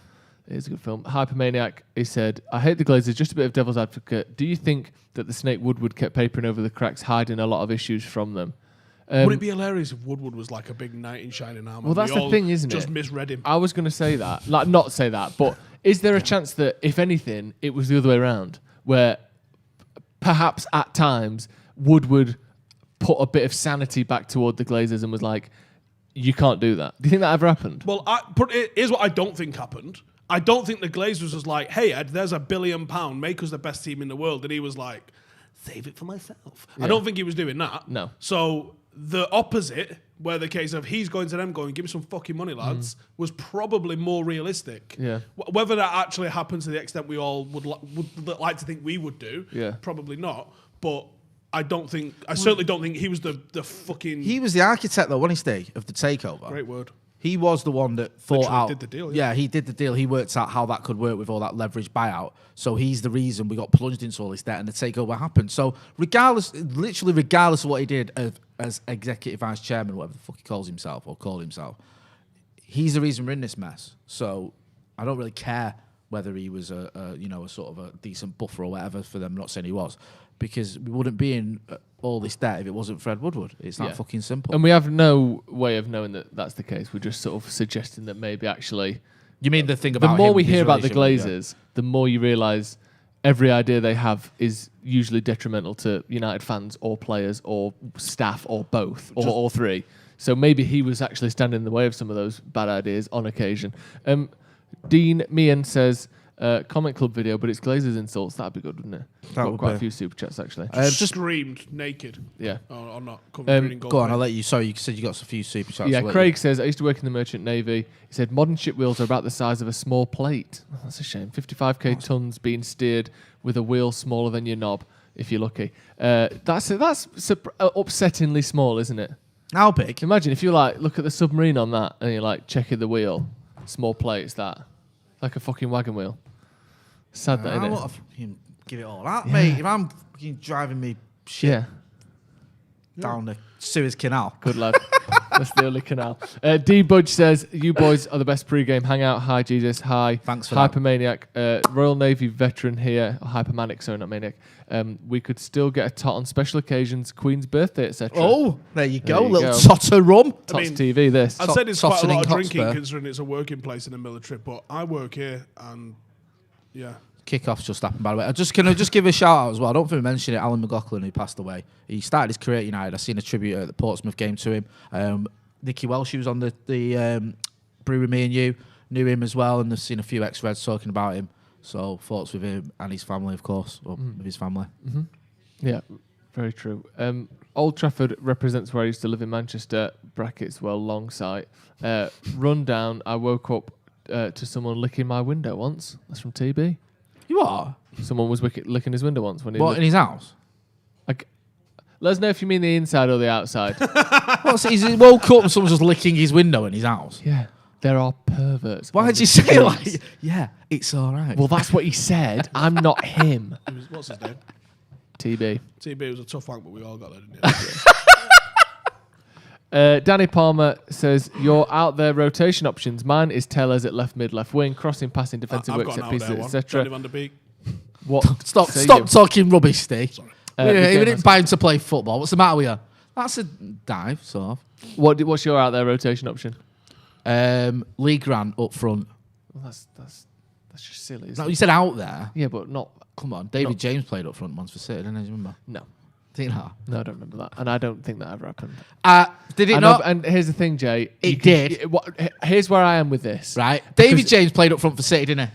Here's where I am with this. Right. You can tell me what you want. You can tell me what you want. No, Santa Notch will know this because he's my age. Save your words, mate. You can tell me all you want. People in the comments can tell me. Yeah. You can show me footage. Right. You can. It still didn't happen. All right. Fair enough. It's as simple as that. Right. I can't argue with that. I seen Godzilla fight a T-Rex. Right. Okay. Did that happen? Right. Okay. Yes. Fair enough. I can't. No, my out there rotation option would be Axel Tuanzebe coming in for.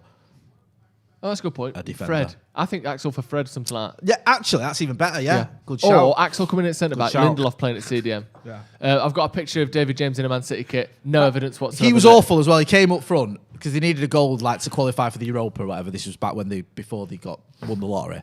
So they stuck him up front because I think it might be Stuart Pearce was the manager and he was absolutely clueless. And he looked like someone who'd won a competition to play for Manchester City. Yeah, I like I said, I'm seeing that. It looks to be genuine football. That's the City that I used to love. I still don't believe. The comical ones. Used to play David James up front and used to, time waste when they needed a goal to stop themselves getting relegated and didn't realise. That's the City I love. It's a shame, isn't it? We've lost that in recent years. Yeah, there you go. Back when T90 were boots. Yeah, apparently. Total 90s. They were great. David James had those England flag Umbros on though, didn't he?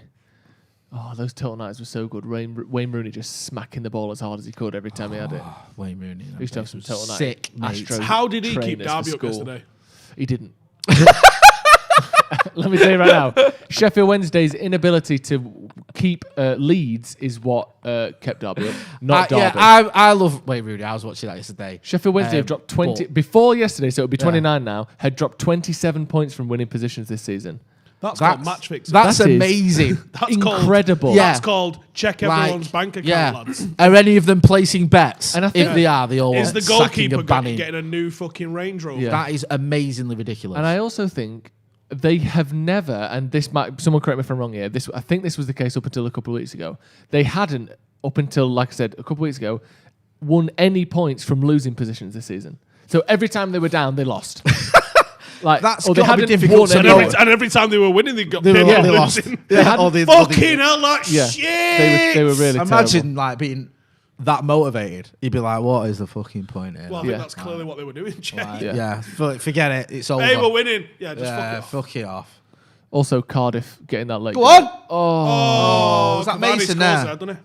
Don't know. I don't know. It's tight, very tight angle. Marcus deflected his shot, went to the far post, and Mason followed it up. But it was a very tight angle. Sheffield Wednesday stopped paying their players. When? Probably around about the same time they weren't fucking winning any games. So that's maybe that's a sort of Marcus here does well. Oh, it's a big deflection. Yeah. Well, sort of does well. It's big. Mason's done mega putting it back across the 6-yard box, but nobody's there. And as I said, Cavani would have scored. That's what I meant. Cavani would have been getting in the mixer there. Right, from the touchdown rather than the actual shot. Yeah. It looks as though it's I don't know. It's Rashford up front, doesn't it? So far, anyway. Greenwood on the right. Slightly surprised at that. Yeah, well, the graphic we had was right then because I was surprised by that. I apologise. I thought Marcus would have been on the right hand side. Because also, Ollie said the other day, didn't he? He said about Mason kind of needing to work out where he's going to play, whether he's going to be a winger, whether he's going to be a striker. Yeah. This, to me, the fact that Mason's available, Cavani isn't on the pitch, suggests to me maybe he might be pushing him towards the right wing spot. Or he might have decided on that because why else would he not be number 9? Maybe Marcus is like, I'm not feeling productive at all playing on the right here, and he's accommodating that. Maybe, yeah. Or maybe if his fitness isn't quite there, he probably has a bit less tracking to do as the 9 than he would as a winger, potentially. Do you think you lose something though from Marcus? That's brilliant. Just saying that. He's just got involved. Whips it there. back in. I thought he scored then. Nobody in the 6-yard box again. No. Great play from Marcus and Shaw though. The Fredge. Who's that there? Bruno. United started brightly here. Yeah, they have. 5 minutes in.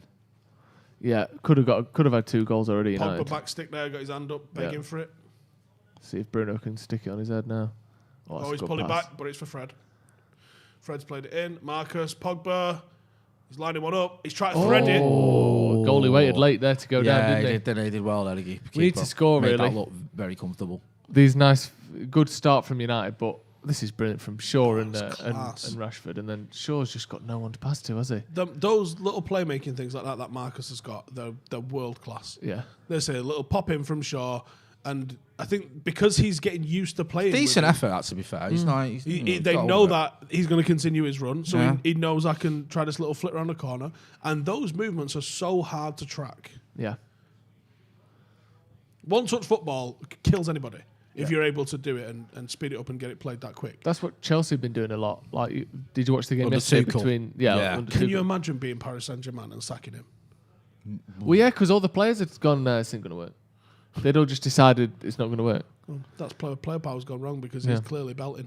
He looks short term. He's looked pretty good, hasn't he? Yeah, they've conceded like a goal on there. Yeah, a few more than that, but not many. Yeah, they looked really good yesterday. Fucking they did. They just got to keep it going. Yeah, the Champions League final, which could be at Villa Park. Funnily enough, couldn't It's it? not Is gonna that be a thing, Villa or is that am I just reading half a story? They were like what essentially happened with that is they wanted their stadium. They wanted to host the game because Villa. Because of Turkey being difficult to travel to. I think is the reason. It's behind in it. Have you ever been to Birmingham? It's on the current red list. Right, how's Turkey on the red list and Birmingham isn't? So Villa were like, we'll host the final, but the problem is our stadium isn't up to standard, so we're going to have some remedial work on the stadium, which is basically like, we need a model quick. Well, I'll do it, but can I have a facelift, some Botox, some new teeth, and a fucking nose job? Why is it not up to code? Like, well, why don't we just How's get it a Premier fucking League standard but not Champions League standard? Well, there's a difference. Is there? Yes. Have you seen some of the grounds in the Champions League? Maybe for the final, there's probably different standards. Maybe. Yeah. Because Is there fans going? Yeah. Oh, right, okay. That's I was the whole gonna say, problem. Jesus, you could have played it at St George's Park. Well, that's the problem, isn't it? You can't. Fans are able to go, but they can't go there because no one can travel from England to Turkey. Oh, yeah. And obviously, you should probably prioritise, or certainly have provisions for English fans to be able to go, considering it's 2 English teams in the final. Fred had a shot there, which was straight to keeper. If it was Fenerbahce Galatasaray, they probably wouldn't be worried about it, because that'd be all right, wouldn't it? But yeah, I think that's the issue there. Well, all right in some senses. Off a fucking box in other senses. Connor Allen, did you see James Garner's goal yesterday? Fantastic. Great goal, wasn't it? What a season he's had. Yeah, it's good. I think a lot of people are going to clamour for him to come back. No. Maybe he could do it. I wouldn't mind seeing what he does in pre-season, but even pre-season is not really enough to tell you what you do in the Prem. So Pereira used to look amazing in pre-season. Oh, didn't he? Yeah. Like, legitimately, you'd be like, yeah, get him in the team. This kid's... He even just played what at we want. 6. Yeah. I think it was No, Sampdoria in Dublin. Played at 6, and I Just was get him like, right, stuck in, wasn't Didn't know Pirlo was Brazilian. Exactly. And it was just like, yeah, and then... I'd just give James Garner another year at Forest, to be honest. Would you? Yeah. Won't be Because against that. you could easily now, this is the first time he's ever had proper first team football in his career. You could easily go, well, let's give him a step up, let's get him to Palace or Norwich or something. Well, they might just never play for him. Yeah. I think it's better that he plays 35 games or 30 odd games in the Championship than it is 16 games in the Premier League. I think he just needs minutes. He needs to be used to playing every week, and it looks like he's one of their best players at Forest. Yeah, no, definitely scoring great goals, getting man of the match awards and player of the month, I think, as well. He won the other month. I mean, He was getting man of the match every week, but it might have been because it was a public vote. Couple good points in the that's comments. Chelsea did concede 5 against West Brom. I was going to say, I know he 5-2. was just being a bit daft when he was saying they've only conceded once. Yeah. And I don't even recognise that goal. Smith Woods rookie says less Birmingham slander Howson. Or what? Gonna get the Peaky Blinders on me, mate. That's rude. That's really rude, actually. Yeah, aye. I like Birmingham. Yeah. I've never been. Have you not? I've only heard That's why good you things. like it. I've been there a couple of times. It's all right. Is it? It's no Manchester, though. I don't It's like only it. right. Aye. Don't I? That's all that matters to me. Stockholm syndrome. They claiming handball there? Surely not. If you had to live in another city in England or another city in the world, where would it be? Barcelona. Interesting. I'd live in Warrington. Just as near as For possible. starters, not a city. Oh, sorry. Salford is, though. I live in Salford, so Salford. yeah, Manchester. Yeah. You can't have Salford or Manchester. All right. It can't be within Greater New York Manchester. seems quite, I've never been there, but it seems quite a good place to live. Go on, lad. Yeah. I like that. Think big. Yeah. Where, New York? Yeah. Oh, Los Angeles, actually. Los Angeles? Beverly Hills. City that never sleeps. Right. Bel Air. Have you won Bel the End. lottery? No, well, you said you can live anywhere, so... Right, fair play. Yeah, Well, I you don't can know. live anywhere. I'm not going to live in bloody... Be on the you know, streets of Beverly Hills. Rooting through the bins in Bel Air is, only marginally The, less better the than what Sunset Strip will be the where you're making money, won't it? Oh, you better believe it, sister. Yeah. See you on the beach at 3 a.m. Trousers optional. Where would you go, Joe? I don't know, really. I could give London a go, probably. Oh, fuck London's off. meant I like London. London's I all lived right. in London for a few years. It's all Yeah, right. but also because then it's like a 3-hour train journey to see my family and that if I Yeah. need to. It's not bad. Maybe New York or something. I don't know. Yeah, Probably man. America. Singapore was nice. People Yeah? say Milton Keynes. Singapore was nice. Oh, wasn't it? that's a Do you shout. think you could live there? Luton, Stoke. Luton. Is it too new? Too new? Singapore, I couldn't do Singapore. I wouldn't mind can't- living... Tokyo's not a bad shout. I couldn't do the weather. What? I can't do 40 degrees and humid. Right. My skin I just get like rashes and feel horrible. Really? Yeah. All right. I can do. I struggle with New York, to be honest, because I guess Yeah. fucking 40 degrees in the summer. I could just about do that. England is the perfect weather for me Yeah. because it's like, what's the coldest it gets? -3 or 4. What's the hottest it gets? 25, 30 at a push. Yeah. Like it's very sort of median weather, isn't it? Yeah, it is. So I can handle England quite well. Milton Keynes, though, that's a good place. Dublin or Cork. Yeah, Dublin might be all right. Dubai, Sydney, Glasgow. I didn't see enough of Dublin when we was there. Dublin's all right. I've been You there, only yeah. see like the touristy parts and the centre and the pubs, really, don't you? So don't get down to the nitty gritty, do you? Mm. New York's great. A lot of Reds there too. Yeah, maybe New York would be good. I think I would struggle in a place where English isn't the first language. I think I just would struggle with that. Yeah, because I'd learn the language and stuff, but it would be nice to speak your first language. I think most of the time, wouldn't it? If you could. Yeah. I was going to say like London, right? When people would be like, "Oh, there's all the foreigners in there," and I wouldn't have meant it like that. I meant because you meant Cockneys are annoying. What fucking are you all right? What the fuck is that? What is that? It's fun, is what it is. They're all having a big laugh down there with a pot of paint under their arm and stuff. I don't know what the people say about bubble Cockneys. bath, as they call it. Nice. Why is there an R in Bath and cinema? Bath. Well, You're having a babble bath. Cinema. Eh? There's no R in it, you dick. Cinema. That's good. People saying Aldershot did caught Yateley. Benidorm's another one. Who's this fucking City's draw for the FA Cup? You could spend some time in Benidorm. That'd be all right. 8 months in Benidorm. Oh, Blackpool by Spain, as we like to call it. Yeah. Benidorm. I've never been to Benidorm. I've never been to Benidorm. I've been to Alicante, which is a stone's throw away. Yeah. I haven't been to Benidorm since I was 2. Did you have egg and chips for your dinner and watch Only Fools and Horses? No, we didn't actually. Yeah. I had tapas. I say tapas. It was like a little bit of chips, a little bit of beans on toast. It was chips Yeah. in one pot, beans in another pot, sausage in another pot. But some people call it a full English, but I call it a tapas. Tapas. Yeah, a bacon, a sausage. You know what I mean? But I asked for it all on one plate, all in a sandwich. So yeah, it's tapas in a way. I think fried egg and all. Fantastic. What do we think of Henderson's cap game? It's improved in Blessing, isn't it? That first one, when he came out with that red cap. He's gone with a grey option today, hasn't he? Yeah, it Are we looked going to like... see him with a flat peak hip-hop style one, do you reckon? Maybe with a bandana underneath it as well, like 50 Cent? Yeah, that'd be great, wouldn't it? Yeah, that's what it needs to go the sort of the Kangol one on backwards. Yes! That'd be great. United are missing a trick here. See, I told you their commercial department is absolutely gash. For starters, how Old Trafford has never had a grass seed sponsor, ridiculous. This shit writes itself. You could put it in the like on the other side of the line, in the turf.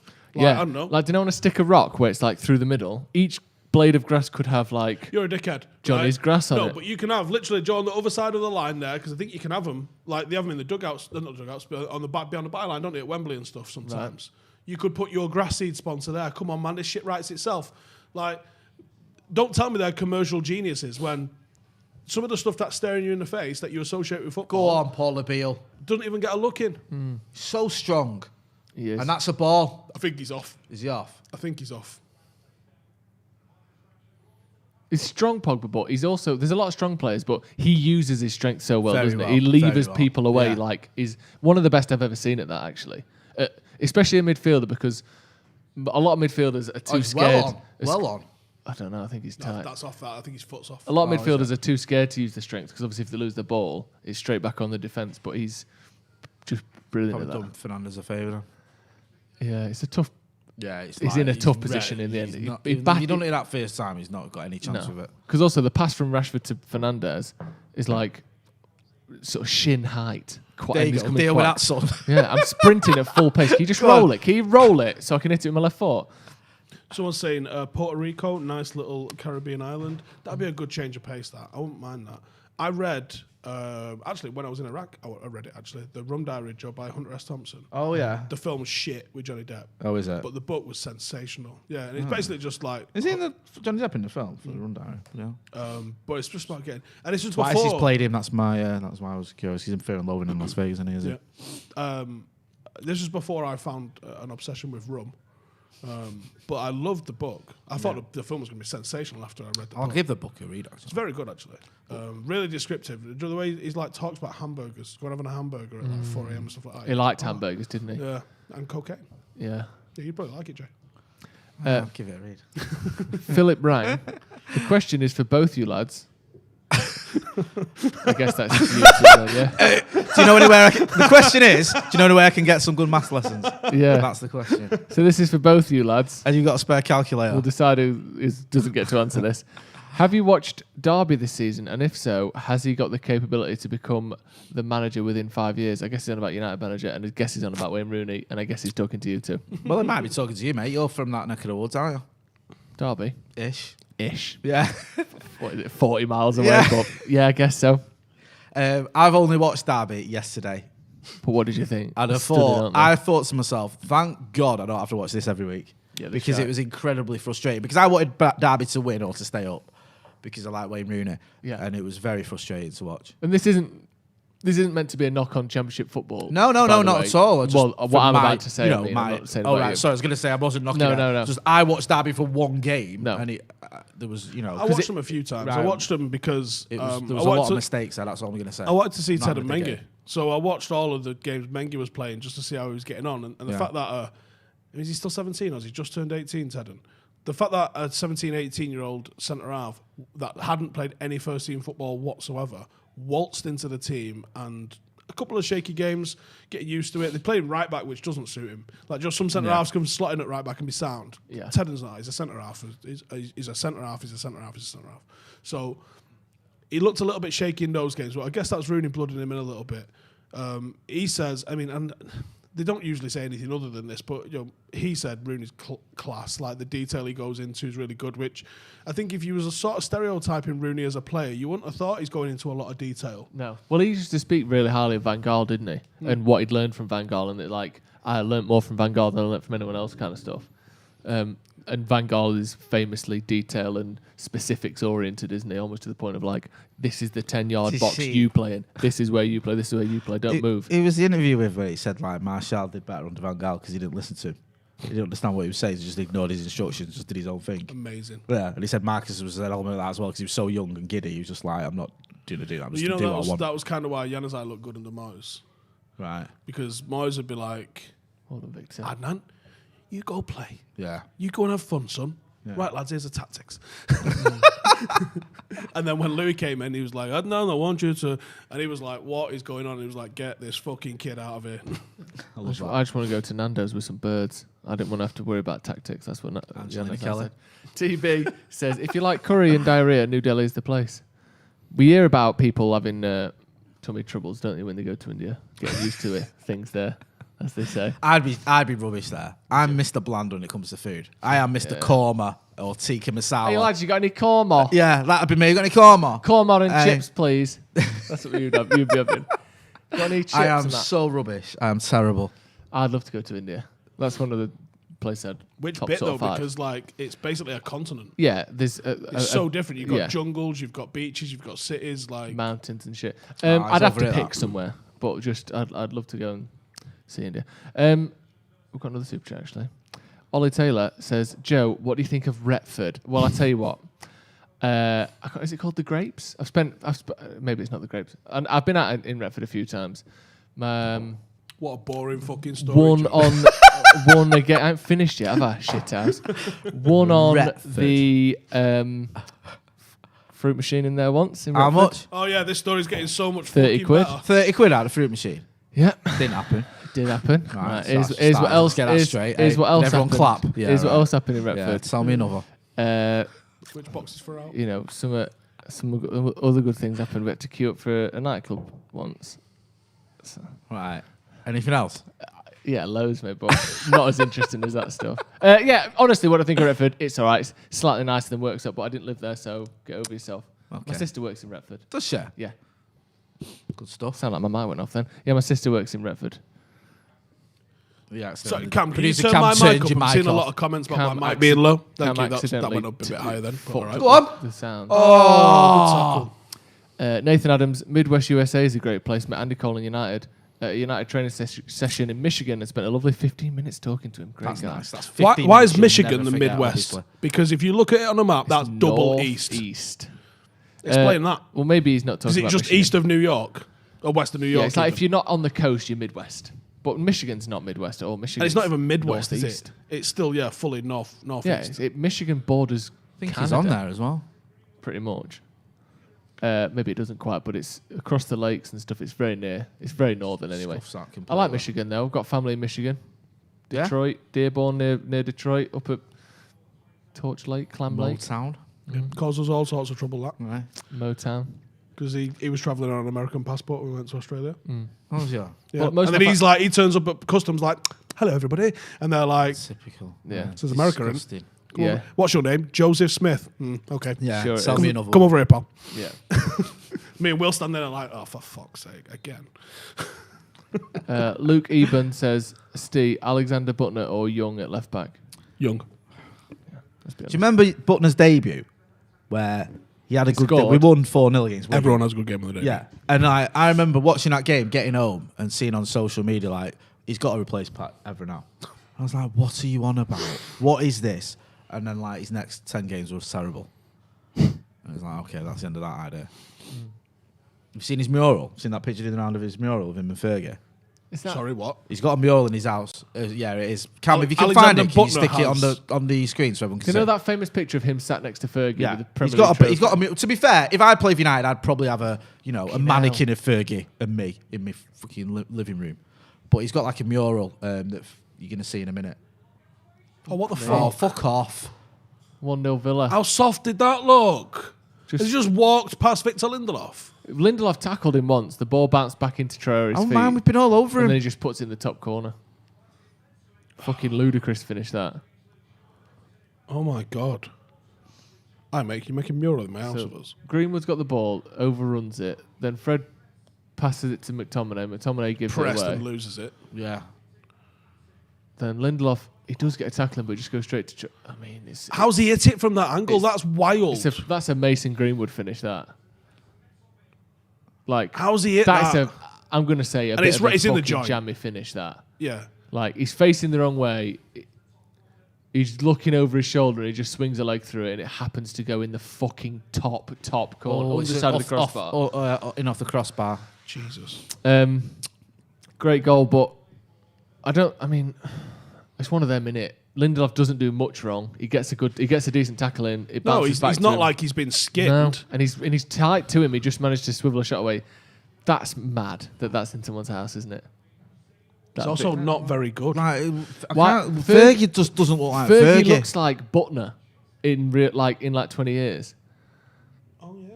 It's a tough look. Is it Butner and his dad? No, it's Fergie. No, but has he gone like, but don't put Fergie's face on it, put me dad's on it or something? I don't know. No, I don't think that's... Because honestly, it's not ridiculously Fergie. weird. But yeah, that's on his wall. Anyway, poor goalkeeping apparently, that one. I mean, it's in the fucking top corner, lads. Chill out. He's literally top bins it, underside of the crossbar. Slightly harsh there, I'm not going to lie. Yeah, it might be one of the best snapshots you've ever seen. Yeah. Go on, Marcus. And the keeper's got to do better. Oh. Where's the fucking strikers, man? No Cavani, no Four Partey. times we put the ball across. Luke Shaw did it. Greenwood did it. Fucking Rashford's done it. Rashford's done it twice, and there's no one in there Rashford's to get on absolutely destroying defenders here.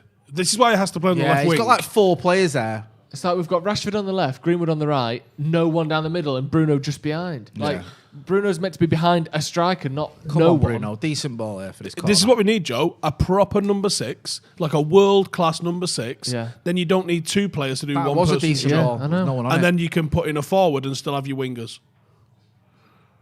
He's fucking bought that. He's bought that foul. Tommy needs to wake up as well. Yeah. He's good, that Traore. He's a good player, but fucking hell.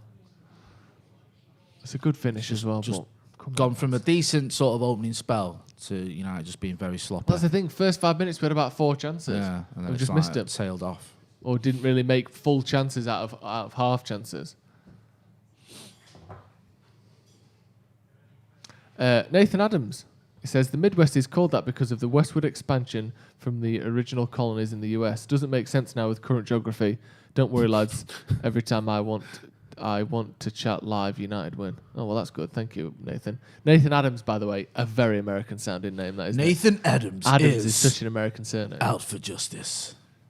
So. Oh, apparently it's David Pritt's birthday today. Oh, is it? Happy birthday, David. Happy birthday. Happy birthday. If you're watching. Happy birthday, Dave. Yeah, well played, Joe. Thanking you. People saying the away record. Yes. Come on, it's 20 minutes in, lads. Let's chill. Let's just chill out a bit. It's 26, actually. Oh, sorry, I'm worried now. No problem. Brilliant take under pressure from Pogba. Yeah. The problem that you've got now is that Villa was low blocking the That's shit the out of us ball. anyway. Yeah. And now they've got a goal on, there, help like, him out. don't even cross the halfway line, our kid. Yeah. You want to say to Mason, stop fucking about on the right and just go and stand on the penalty spot and see what happens. That's a foul on Marcus. They nearly ripped his shirt off his back. Never given that though, are they? But they should. That's what VAR's there for. You've seen some absolute shite that they've called for fouls, like just touching someone and stuff like that. If we'd have shot at that time, you might have seen it. End up back with a goalkeeper.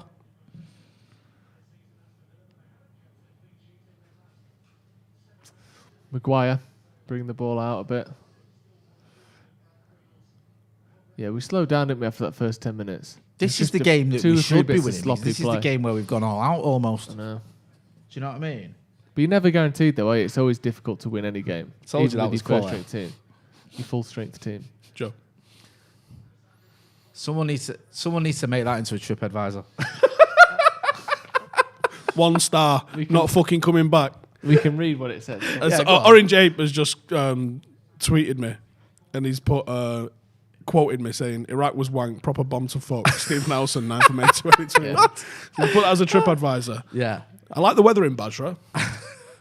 Options of restaurants, not great. Limited. And frankly, the Chinese/Iranian rockets coming over the camp about 250 odd times while we were there was a bit of a pain in the The dick. firework display was off-putting. Yeah. Mark Ashman said, it's my 40th tomorrow. Up the Paddock. Happy birthday for tomorrow, Mark. Happy 40th, say it, Jay. Happy 40th, mate. Life begins at 40. Don't let anyone tell That's you what differently. fucking old Really? twats say. No, it's not.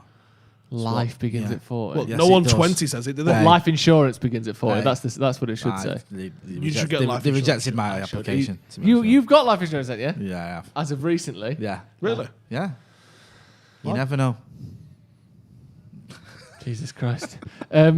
Juan Martinez. I moved to Eccles. You got to be careful. Well, Martinez, that looked like on ball. And it was on ball. Juan Oh, that's Martinez good. says, Vancouver Island, British Columbia, you can ski, surf, mountain bike and golf all in the same day. You Even can do that. most days You can do that in Stretford. Yeah, you can do that at fucking Butlins. Do that at Butlins. You can literally do that at a fucking Trafford Centre. Read them all out. Ski. Right, yeah. Surf. Yeah, you can. You Can't got surf. a Sale Water Park, mate. I think you find you can. Yeah, that's not a fucking Trafford Centre though, is it? You go surfing. It's one junction on the M60. If you go surfing on Sailwater Park, if I see you on a surfboard on Sailwater Park, you're getting sectioned.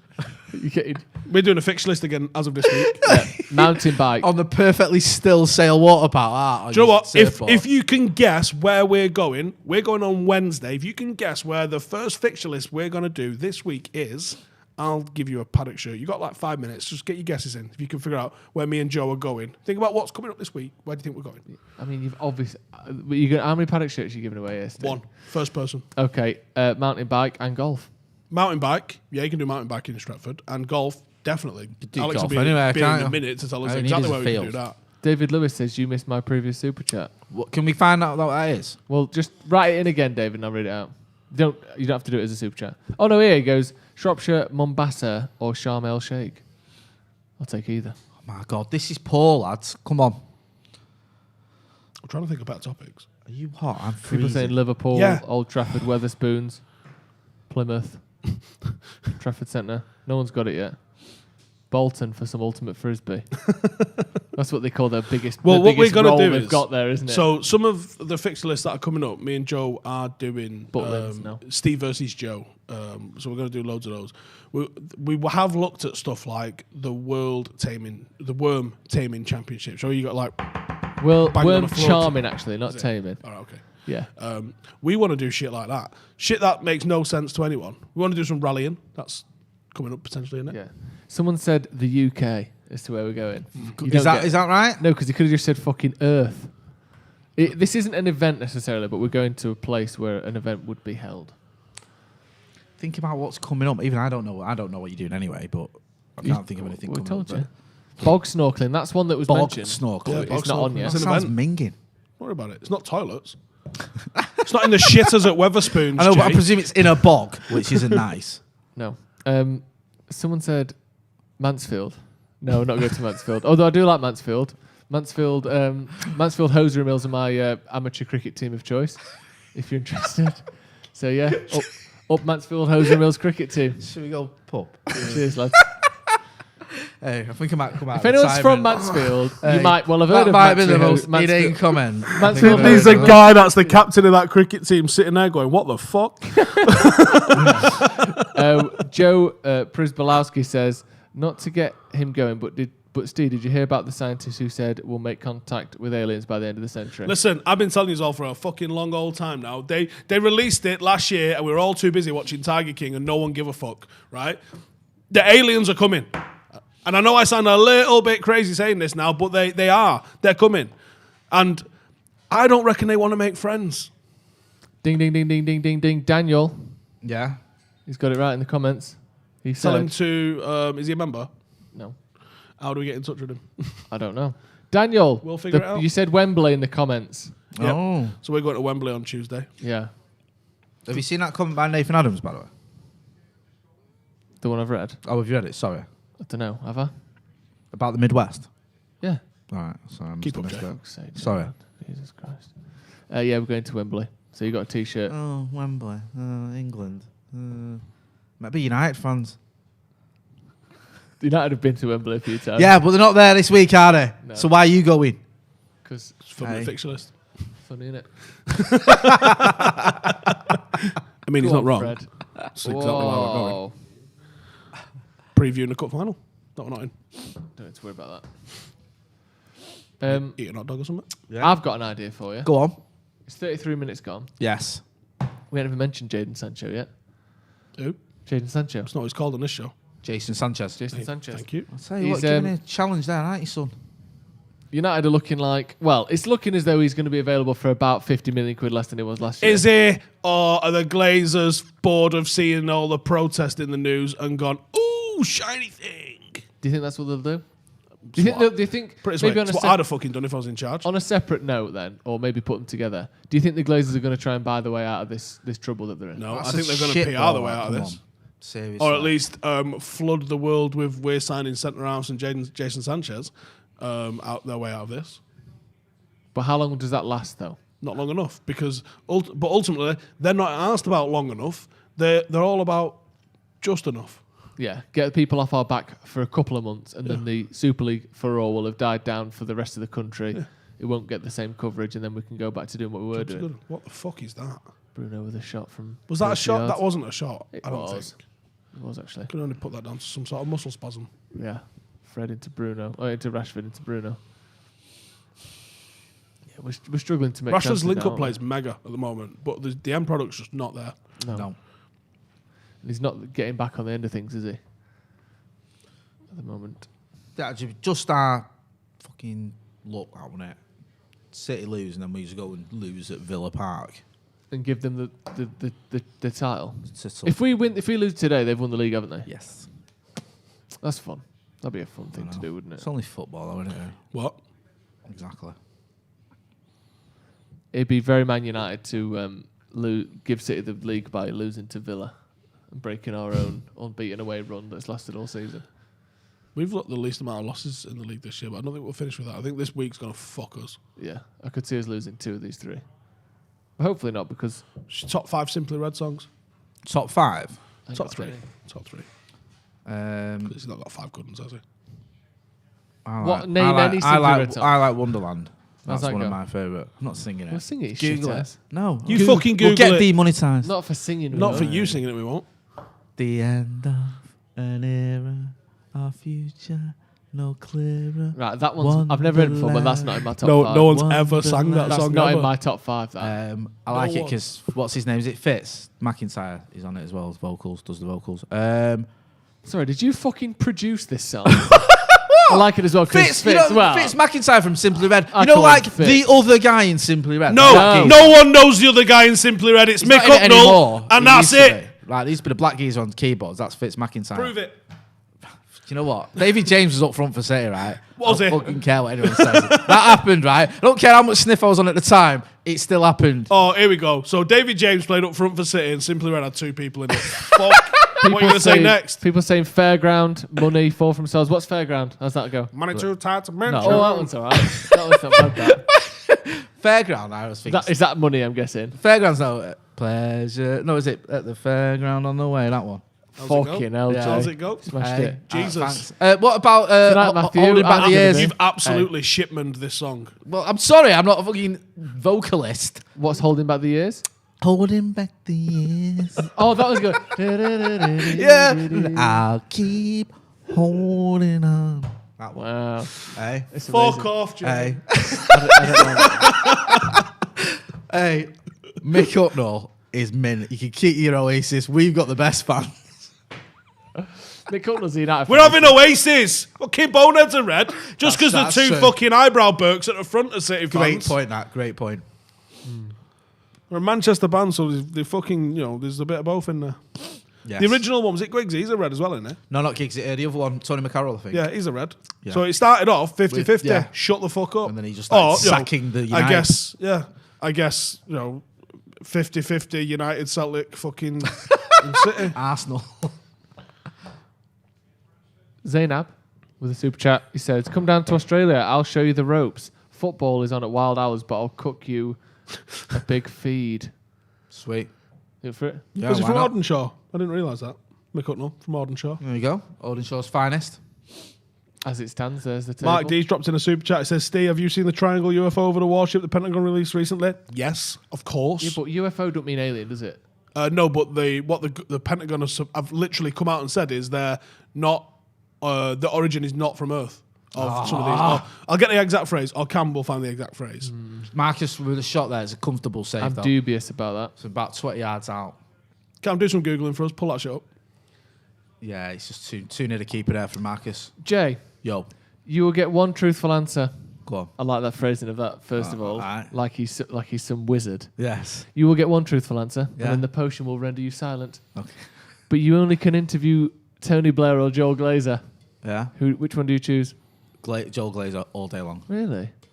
Yeah, because The thing with Tony Blair is, what am I going to ask him that he's not already been asked and given a politician's Yeah, you might answer get on? him to be able to... Like, if I say, why did you start an illegal war in Yeah, Iraq? what if he and says- send my mate there for the shittest holiday of his life? What if he says, He's not George gonna- Bush said he'd have me murdered if I didn't? And then he's you not can, gonna say and then that you you- can go with the headline, The Blair Snitch Project. What do you think? That's very good. It's good, but it doesn't work for the Sun. Yeah. And also, I think Malia in 2007 was on par with Iraq 2008. Was In it? terms of carnage. Malia 2003 was amazing. Mate. I like how was you're that? saying it like it's a fucking... like a box set or something that you can buy. Oh! No. Someone's just asked me, Steve, what is your favourite choice of barbecue meat? Joe, tell him. Wibs. It's Wibs. Barbecue meat. It's Wibs. Gross. Yeah, barbecue. Fucking Wibs with a side of Wibs usually. But basically, we just had a shot from about like 15 yards wide of the goal, and still the goalie had to spill it. Look how far wide it is there. That's ridiculous. All meats, someone said. Mick Hucknall was at Audenshaw Tech when I was there. All the birds were scared of him because he was a weird-looking bloke. That's according to Bren Flynn. I like that. He's not saying that now, is he? I did a college class once with Jason Orange.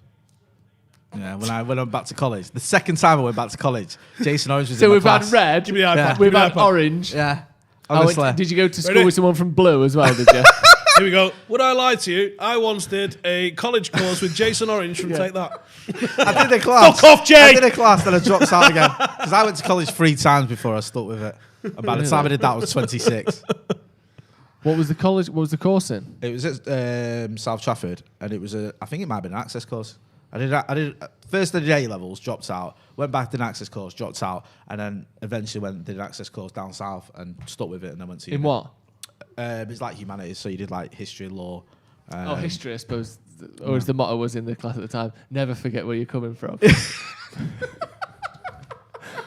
Does it take that joke? I knew it Is was. it about history? But it's awful. You're awful as well, then. Now, lads, come on. Shared Love Day says Joe Careful Smith now. on BT Sport was mint. That was my favourite Joe Smith to date, I think. My You favourite were good, edition, though, mate. edition I of Joe got Smith. good feedback from you. You represented us well. John Wycherley said, could murder a beef brisket. Well, it's already dead, mate, so. How dare you? Factual. All meats. Come on. United. Just score 2 goals.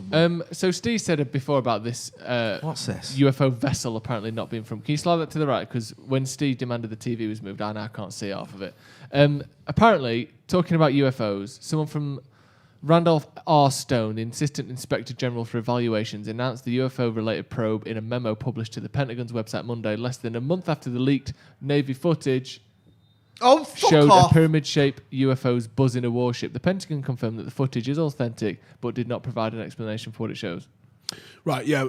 No, that wasn't the one that they're talking about. There's another one, Cam, where it was last year, and I think it was the pilots that were tracking it, and they said, I think the word that they used, or the phrase that they used, was not of this, the origin was not of this Earth, something along those lines. So basically, it's a spaceship of some sort, they think. Interesting. Which means that if they're saying that, then some of these triangle ones might be like, I don't know, Chinese or Russian or something like that, potentially. Exciting either way, isn't it? Yeah, until they fucking land and obliterate us. But if they could, I think COVID was a bad do. Wait till we get fucking Alien 2022. Alien overlords. Because, look what we do to animals that we find and fucking blast them in a zoo. You think that's going to be any different for us? Nah. Maybe not. All in the zoo. Luke Flinging Eburn shit at says, the fucking- instead of Steve doing Sancho transfer news, can we have Steve as a conspiracy theory each week? Yeah, you can have that. We Stephen should do Howson TV. a non-football fucking channel. What's he doing? What's Bruno doing? Someone said that the craft was otherworldly or off-Earth vehicles. Off-Earth vehicle it might have been, yeah. What is his ref doing? What's going on here? He's having a laugh. This half has passed, hasn't it? Yeah, how mad's that? Oh, fuck off checking your studs. Just get on with it. Off-Earth vehicles not made on this world. What the fuck? Yeah. They're basically telling you aliens are real, lads. But how can and this, no one cares. the thing Everyone's is, like, though, but the fucking European Super League, though! I don't understand how they can say that. How they can know that. How, Who? The Pentagon? Yeah, it's still just humans, isn't it? It's not. The Pentagon isn't another, like an alien. Maybe because they've already fucking got one of them. And he's just kicked the ball away. He's just kicked the ball away there. We're going to have to be second half FC again here, aren't we? Yeah. It's all right, we're good at that. We are, but... And that was a bit... I thought it was a bit ropey passing, but it was all right. Well done. Come on, keep the ball. Well done there. Maguire and Pogba did well. Good stuff. Almost. Oh, fucking hell. Why did he let that bounce I don't know. then? Go to the fucking Brain bounce. dead. Wan-Bissaka there, letting the ball bounce so it bounces past him. So it's going to be one of them afternoons, man. And then we're going to have to listen to them fucking blue Muppets going on. There was only 5 of them. Killian Wallace said, Steve, I believe the phrase used was not of this world, which people could say means it belongs to the Chinese or Russian government. Well, no, it clearly can't, can it? Because I don't know if you noticed, but China and Russia are on this earth. Interesting. Vion Batia says, this is the same ref that allowed the Cavani game, I guess he means goal in the Spurs game. Is it Cavani? Is that his name? I don't know. Chris Cavani. Was that him? Yeah. Chris Kavanagh. Yeah, he's from Aston. Is it? Cavana, why are you saying it like it's the capital of Cuba? Cavani. The Cavana. Copacabana. Yellows and reds. No. Chris Kavanagh. I'm sure he's a United fan as well. I love how every referee supports Altrincham. Or Yeah. Who do you support? Matlock Yeah. Town. Aldershot. No, you don't. Yeah. Like, no Premier League. I know refs are weird, right? So you have to take that into account. But no refs support a Premier League team. No. You all support a non-league team. Who do really? you support? California and Derby. That's who I support. It's a very small team. Really? Yep. But you're like, just by law of averages, and like I said, I know refs are weird, but by law of averages, if that's the case, non-league would have like 50,000 watching it every week. Yeah. Ryan Entwistle says, what positions did improving CDM and centre-back discuss? Right wing, centre, defensive mid. Would be my two Absolutely, don't think priorities. you make contact then, you know. David Ayres says, Joe definitely still thinks the pyramid were made by people. Fucking idiot. Oh, no. Yes, I do think the pyramids were made by people, I do. Fucking hell. Because otherwise, why did these aliens show up? Just build a few fucking paperweights and fuck off. Do you know why how is that long all it they takes to did? get from where they came from? Yeah. Ages. Yeah. So they'll be it's back. It's not worth it, is it? A paperweights with a few dead kings in it. Actually, most of the pharaohs weren't even in the pyramids. No, none of they them. were in the fucking Valley of the Kings. Yeah. So these were basically paperweights that it was difficult to make them. So they still made it. Look Some where of them they are. line up with the position of the stars that they're looking at. Is it Orion's belt? I don't even believe any of that, you know. Well, People was like, oh, if you multiply the centimetre distance of the circumference of the Great Pyramid and divide that by 40 for some reason, that is roughly similar to true north. So divide any number by another number or times it and it'll equal another number. Fucking bullshit. Well said. For half time, Man United 0, You know, the Sphinx Aston had the head Villa of a 1. lion, though. What? The Sphinx had a head of a lion. Good. Some fucker carved it into some dude. That's smart, that, isn't it? No, it's vandalism, Joe. Oh, that's a shame. I'm Roberto said, what are your thoughts on Southend and Grimsby disputing whether the EFL on their relegation, saying it's unfair as Conference aren't doing relegation? Don't know.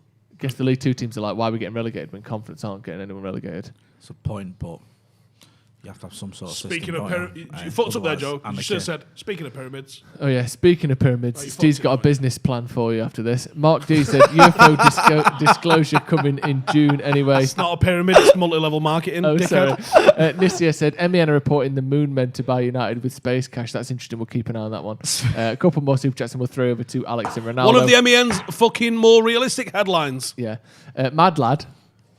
I'm a bit scared of him already. He said, bro, I hope the aliens are friendly when they come. They might be. I think a lot of people saying, same thing with like, do you know, if we built like intelligences that were far more intelligent than humans, like AI and stuff, that rather than them like enslaving and killing humans, they'd probably be just more likely to ignore us. Like, you know, we're not like, let's enslave all the bacteria. We're just like, oh, there's bacteria knocking about, who cares? We'd be just sort of a side idea to them where they're just doing other shit that's way over our heads. Mark Ashman says, has Steve seen the video of Peter Fury offering to fight Mike Tyson? It's funny as hell. Have you seen it? Seen it. Bite my ear off, you bastard. Ryan Weston says, Pop, pop, bang, bang. The pyramid have 8 sides, not 4. Look it up. The maths they used in the pyramids was so far ahead of its time. Well, yeah, of course it was ahead of its time. concave on the sides.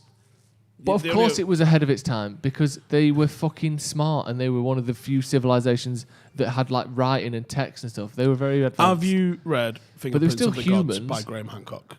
No, I haven't because I've seen enough of him to realise he's a bullshitter. Tsukiyomi20 said, your thoughts on the British Super League? What's that? Is that something rugby? Well, like, I can't wait till Super League means rugby again. Super League. I can't wait till Super League takes its fucking rightful place as being the rugby league thing again. Yeah. And not the fucking plaything of bellends. Peter Sykes says, maybe the Glazers had arranged a meeting with the aliens for the Interstellar Football League after the SL failed. I'm up for that. And then Matt Wicks says, Think about the space cash. I don't know about you, Joe, but I'm not looking forward to being an intergalactic Yakult. Yeah, me neither. Right, let's send it over to Alex and Ronaldo for the halftime show. Manchester United 0, Aston Villa 1. City will win the league if the result stays as it is. What do you make of that, lads? It's good fun, that, wasn't it? They're so much good fun. They've not talked about football for about half an hour there, have they? No, but you know what the usual thing is, though? Go on. We get on here, and then I tell you not to worry because we're second half FC. We are second half FC. And it's proven right every single time, and hopefully today we've gone doesn't behind change. 9 times away from home in the Premier League this season. We've won 8 and drawn 1. We've not lost. So are you still confident? It's not even like the second half FC thing's a meme. It's actually a bit of a fact we actually at the take on moment. a bit.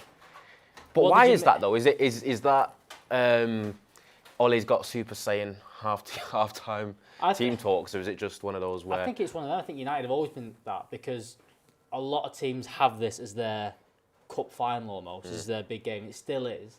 I think they come out flying for the first half, nick a goal, and then they get tired. And I think United, when gaps open up, are a better football team. I think that's probably what it is. But it's mad how we're talking about football and they've been talking about aliens. But you know why I'm not actually... You know why I'm not raging too much? It's been frustrating in terms of the defensive lapses and sometimes the lack of cutting edge going forward at the end of it. But we started the game so well. Did play some good we football. started really well. We were creating opportunities. We looked very fluid in attack. We was finding spaces. It's just been... There's been that little bit missing, and I don't know whether Cavani's a huge element of that. I think there's been a couple of opportunities where it's been flashed across the box. There's been little ricochets and the little bits of movement where the likes of Rashford, when he's playing up front, he's not as instinctive or he's not as alert to opportunities and little details of his movements as Cavani is. That's what separates Cavani, and that's why he's had the career he's had. Little things like that mentally separate you little from things being like world you class. saw that Greenwood, where Greenwood's gone round the lad, had the shot, and it's kind of been parried out. and Pogba's the one in there. And you know, if it's Cavani's the number 9, he's bullying his way in and getting at least getting something on the ball or something. There's been a couple of times we've got in good positions. A lot of people blaming Lindelof for the goals, blaming McTominay for giving it away. I mean, the goal's just being replayed in front of us on Sky there. There is some mistakes there. McTominay kind of getting stitched up. It's weird that people are blaming McTominay so much for that, when that was an absolute hospital pass by Fred, by the way. He gets done. Lindelof, not strong enough. Lindelof was a little bit weak, but I don't know whether Lindelof was a little bit... At the same time as well, if you're defending in this position, yes, you've lost out here, but you're also thinking... In the box. I'm fine here. I've pushed him that far wide. There's no chance he's getting that goal. And he's literally put it... There's about that big of a gap. He could put We're seeing it now on the screen. It looked like an absolute insane finish. He looked a little bit like he was shrugged off initially, but it might be one of those where, like you said, he thinks he's shooting him a little bit at a weird angle, and you know, defenders are a little bit cautious with their challenges when they're in the box as well. So it's like, I think he's gone. I've done enough. I've not done great here, but I've done enough here that there's no chance he scores there, and he's in that. And like I said, a lot of people there's a lot of mistakes there, but at the end of the day, there's not enough mistake. We've not given them that goal. That is an unbelievable finish. You've done enough there. On 9 times out of 10, the defence has done enough there. That either goes across the bar, doesn't get anything. It was no good. But you know, that's what's happened. We're looking at some of the chances now. A lot of our play, as usual, is going down the left-hand side. Yeah. That's actually a trait of both teams. United and Villa are the 2 teams that attack and utilise the left side of the pitch more than anyone. There's a stat for you. Third's Crystal Palace. There you go. But Luke Shaw's been probably one of our biggest threats. And he has done well on Traore. Traore got away from him to score that goal. He's been a big threat going forward. But it's just, as I keep saying, it's a lot of things getting in the box and around the box, and no one's really alive to it. And that's something that we've always lost whenever... That's what Cavani's brought this season that we've not had previously when it comes from crosses, deliveries, little instinctive play, because the likes of Rashford, Greenwood and even Martial when he plays, they just don't have that little... I don't know what to call it. It's that little thing that the likes of Chicharito had, maybe. Yeah. Like natural strikers, that little instinct. But strikers have that. There's people that you think, oh, they should be able to play as a centre forward. They should be able to do that. But if you've not done that before, if you've not been able to kind of nick those goals, it's just not your thing. Callum's game in there, being a top lad and getting my food for me. Let's have a look at some of your comments and go through them. Need Eddie as a focal point. I do think that Cavani might get a switch. Depending on the only thing it might be is he might just say, look, I'm resting him today. He's getting at most 20 minutes. It mightn't be later on, so don't be surprised if it doesn't happen at half time. A few more. What else have we got there? Fred has shocking lapses. He can play well, but he can make shocking mistakes. Not the only one, but he does it a lot. What does it... I mean, a lot of people talking about Fred and McTominay this season. That's been a topic of conversation, why they're getting played so much. Do you think that the conversation should also be, it's mad how the other players in the squad haven't been able to force their way into a team when you've got someone like Fred who's making glaring errors. You've got someone like McTominay who is a very good player but isn't obviously that kind of level. Is that a bit worrying as well? That the likes of Van der Beek hasn't been able to push his way into there to get anything. The likes of Nemanja Matic, who's an experienced player, hasn't been able to push his way into the team. I'm always worried about, because a lot of people say it's wrong that he's playing him over him. I'm always like, there's a reason why. There's a reason why in training something's not quite happening. There's something he doesn't like out of it. For as much as he likes Fred and McTominay, I think there's something else in there that he's not impressing him. What we realistically know as we stand as United fans, I don't care if you call it negative or what, it's just purely factual. United are not winning the Premier League title or the Champions League, which we want to win. Obviously, they're the pinnacle of club football. We're not winning them with a midfielder of McTominay and Fred. So I don't think we're talking about no chance. We're talking about strikers wanting to get the flashy players in. That's what we all like to see: goals, wingers.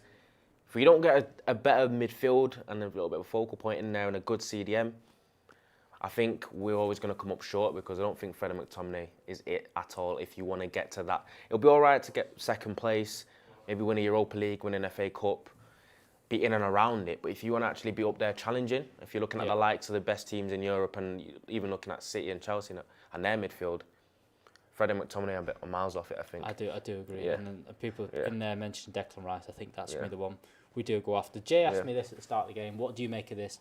If we don't finish second, is it really important?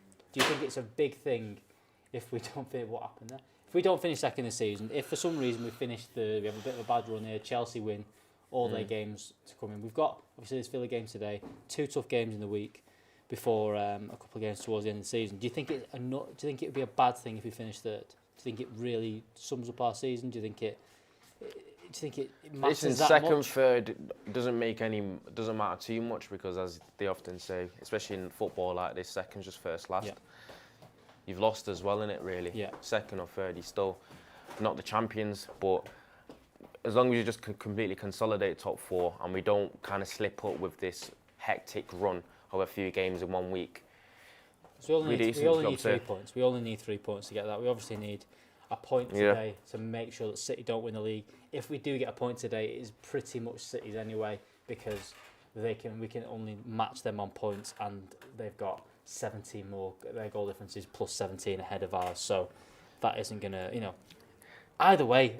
It's over a little bit, isn't it? I don't think Villa's a team that you want to go 1-0 down against. I know in second half FC we do come on strong and we do like to play from behind, and we've had this exemplary away form, 24 league games now away from home without a loss.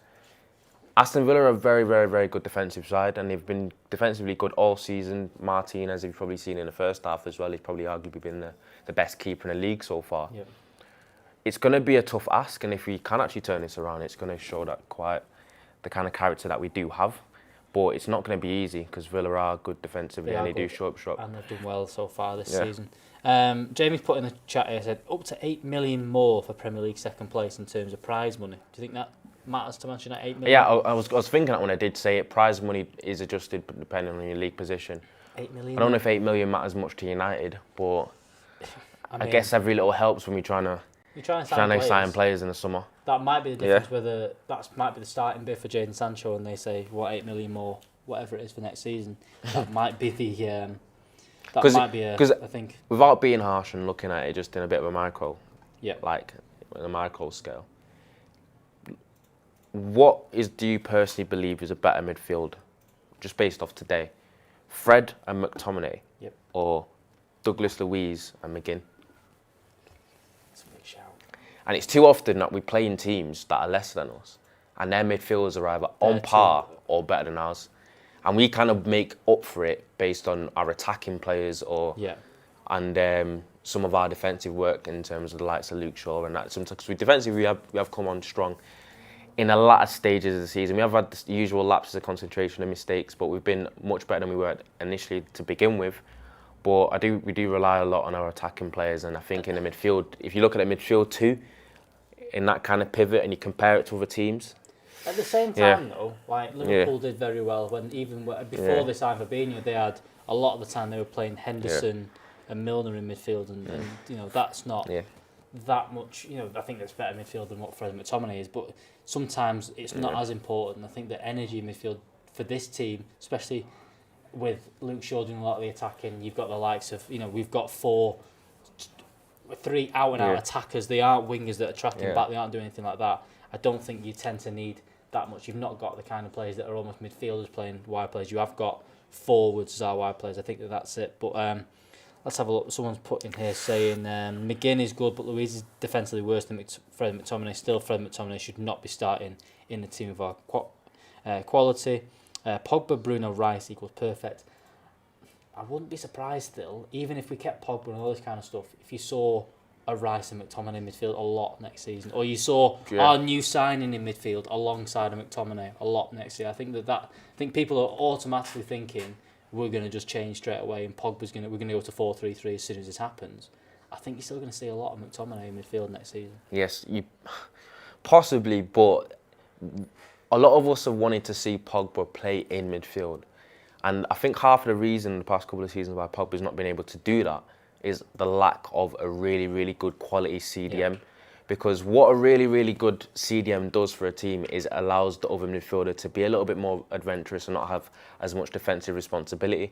Yeah. And with Pogba playing in midfield, with the other midfielders that we do have, it doesn't allow United to have that confidence, or to have that confidence to do that. I think if you go into the market and you get a really good CDM, he's energetic, covers a lot of ground, and he's a quality on the ball, you've got more leeway to be a little bit more adventurous and have a Pogba in midfield paired with him. And you might see Van der Beek in there a bit more often. Exactly. You might see all these different. That's why we have to start McTominay and Fred just for legs purposes, because there's not enough quality there. People would say they get John McGinn. Yeah. John McGinn's not a bad player, and again, these are the kind of signings. But again, that level of what it is and how much John McGinn would cost 40 million quid, and people would lose their minds if you spent £40 million on John McGinn. But I think it'd be a good signing. Now you don't want to do that, because obviously we've seen Pogba play on the left, and that's where he's been playing well so far. He'd probably tell you want to play midfield. But the reason why we're doing that is now Pogba's playing left because we're accommodating him, and then you've got Rashford having to go on the right where he's not as effective, and it throws everything out of whack a little bit. We have played well, we've got good players, and he still perform. But Rashford would be able to. It's like a knock-on effect. Rashford would actually want to be able to play where he performs best on the left. Yeah. If you had a better midfielder who would allow Pogba to play alongside him, and then you've got Rashford that can go left, and it looks better. It's not looking like there's any changes. I've still seen everyone kind of come out at half-time, not seen them focus on Cavani or anyone like that. So it's looking like there is going to be no changes at half-time, which I'm not too surprised at. Maybe see some changes in the second half. Going to send over to the lads, even though I can see Jay Motti, I can see Joe Smith, and I think that's not Stephen Howson. Not seeing Stephen Howson. He'll be back very shortly. Might take Steve a while. We'll send back to Joe and Jay as the second half kicks off right now. Right, we're back. The second half has kicked off. I'm joined by Jay Motti, and I'm joined by Stephen Howson as well. What are you expecting the second half, Jay? Because I mentioned it before, second half FC, this sort of meme, or as Ronaldo said, it's not even a meme, it's just what we do, isn't it? It's not like it's happened 2 or 3 times. It happens, 2 or 3 times a month. So are you expecting us to pull this back? Are you expecting a better performance from a second half? Because we did start well first half. We just didn't get those chances. We didn't get the men sort of on that 2 or 3 yard out centre of the pitch type area where we could have turned some of those chances in. Are you expecting a bit more second half? Yeah, definitely. I think it was, like you say, it was like half chances, a lot of it, wasn't it? Too sloppy as well in midfield, especially. We need to be a bit better with our passing, create proper chances, not just shooting from 25 yards out and shooting from ridiculous angles.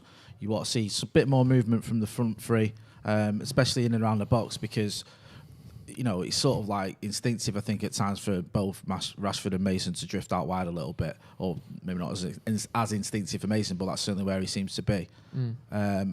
And we just need, look like Paul Pogba was trying to play someone in. We just need someone in and around that box. And I don't know whether that is bring on Cavani or whatever, or, you try and shuffle it around a little bit. But we've got to start being a little bit more... Sorry. So rude. When you're talking, Jay, I'm just going to start whistling over. I know. I was singing the Eddie Cavani song. Not bad. Is that what you're thinking then, Steve? Bring Cavani on. There he is. He's warming up. Yeah. Is that what we need? Yeah. Absolutely. Who would you bring him on for? Scott McTominay, probably. Yeah. McTominay and Fred haven't really done anything, have they? We've got to start other getting than help into the give mix the goal away. Of having one holding midfielder. Yeah, but can we just do that just because we want to, even though we haven't got the players to do it? Yeah. Really? Yeah, just do it. But isn't that just stupid? See, that's sloppy again there. Like players though we've got. We're playing 4-3-3, not 0-0 fucking Better. 10, Joe. No, I know, but it's like you've got to pick a system that suits the players you've got. Because we could all play as though we had Iniesta and Xavi in the team, but it doesn't mean you're going to win games, does it? What a ball. That's a great ball. Go on, big it! Pogba! I thought it was flying in. In the end, I think it's... Almost a throw-in. Yeah. Wow. Has he got a deflection there? He must have got a deflection. Yeah, I think it's a corner to United. Fred. Thought he was going to do that. It's a good pass from Fred, actually, in fairness. Back to Bruno, and then Pogba just hits Tyrone Mings, doesn't it, on the top of the thigh. But probably savable. Yeah. It don't really... he just sort of swings his leg through. He doesn't really put much behind it, does he, Pogba? He needed to do what he did against West Ham now, didn't he? Yeah, just hit it as hard as you can. But it's a corner to United. That's not a foul. Douglas Luiz with his arm around McTominay trying to pull him over. It's absolute nonsense. I hate this at corners. But they never give a foul. Well, they can't give a foul like a penalty before the kick's been taken, can they? No, the ball. They can just book him or, whatever. What is he doing? I don't know. I don't know what is going on there. The goalie comes and clears it quite comfortably. Not you, Fred. Got it to Fred. That's a good pass to Pogba. But come on. Puts it across. Good cross, but straight at the first man's feet, wasn't it? You can see what he's trying to do, but it didn't work. Henderson just boots it up the pitch to Pogba. That is actually almost a superb ball. Yeah, it was. It was a good pass. Not a great control from Paul Pogba, actually, which is surprising. Or unusual, should I say. That's a bit better. A bit of space there for McTominay. Right, come on, Scott. Come on now. Bruno. Back to McTominay. This is better. better. Pogba on the left. Again, look. Who's in the middle? Who's our striker? Nobody. No one's there. And here's the thing as well, right? No one's there. Bruno's sort of ghosting 5 yards off the centre halves. But to take advantage of the centre halves, you have to be in behind them. You have to be invisible to them. While you're there and they can glance at you and see you, you're not a threat. No. You're only a threat when they don't know where you are. We're playing without a number 9 at the minute. Yeah. It's really frustrating. And that's not a foul either. That's just shit. The Villa play, he didn't give it, to be fair, but the Villa play just... Bruno came in and just fell over. Counter here. That looked to be in offside to me. That looked offside, but he's not giving it, obviously. Fred's The done ball's well come holding back. Henderson saved it anyway. That looked like he was offside, didn't it, when the ball got played down the line? It did. Fucking miles off. But I Surely. see it again. Let's have a look. He's fucking Yeah, miles well offside. Off. Well off. Fucking shit. Just for stuff like that. That is. And they meant but No, that's they're supposed to delay it. But that Delay is for a such an flat- easy well, decision. you've got, like, and also the you could bloke get a bus is between them. The bloke is a yard away from the linesman as well. He's on the same side as the linesman on the wing. That's not up for up for discussion. No. He's comfortably a yard offside. And this is the bullshit that I saw in rugby league that I said I really don't want this, where they go, let's let the video decide. Yeah. No, you make the fucking decision. If you're wrong, VAR will go, you got it wrong, guy. There, Mason. And then don't do it again. No, it's not like it was like on the edge of the box, so it's like wait 2 seconds and we'll see if they've scored. It's like on the halfway line essentially, and he's comfortably, easily, obviously offside. There's no point in having a linesman. There's literally no point. You've got to go past him now. Yeah, mate. there is That's no a pass. great pass. Might as well just check every one of them on video, aren't you? Pogba. Oh, Penalty!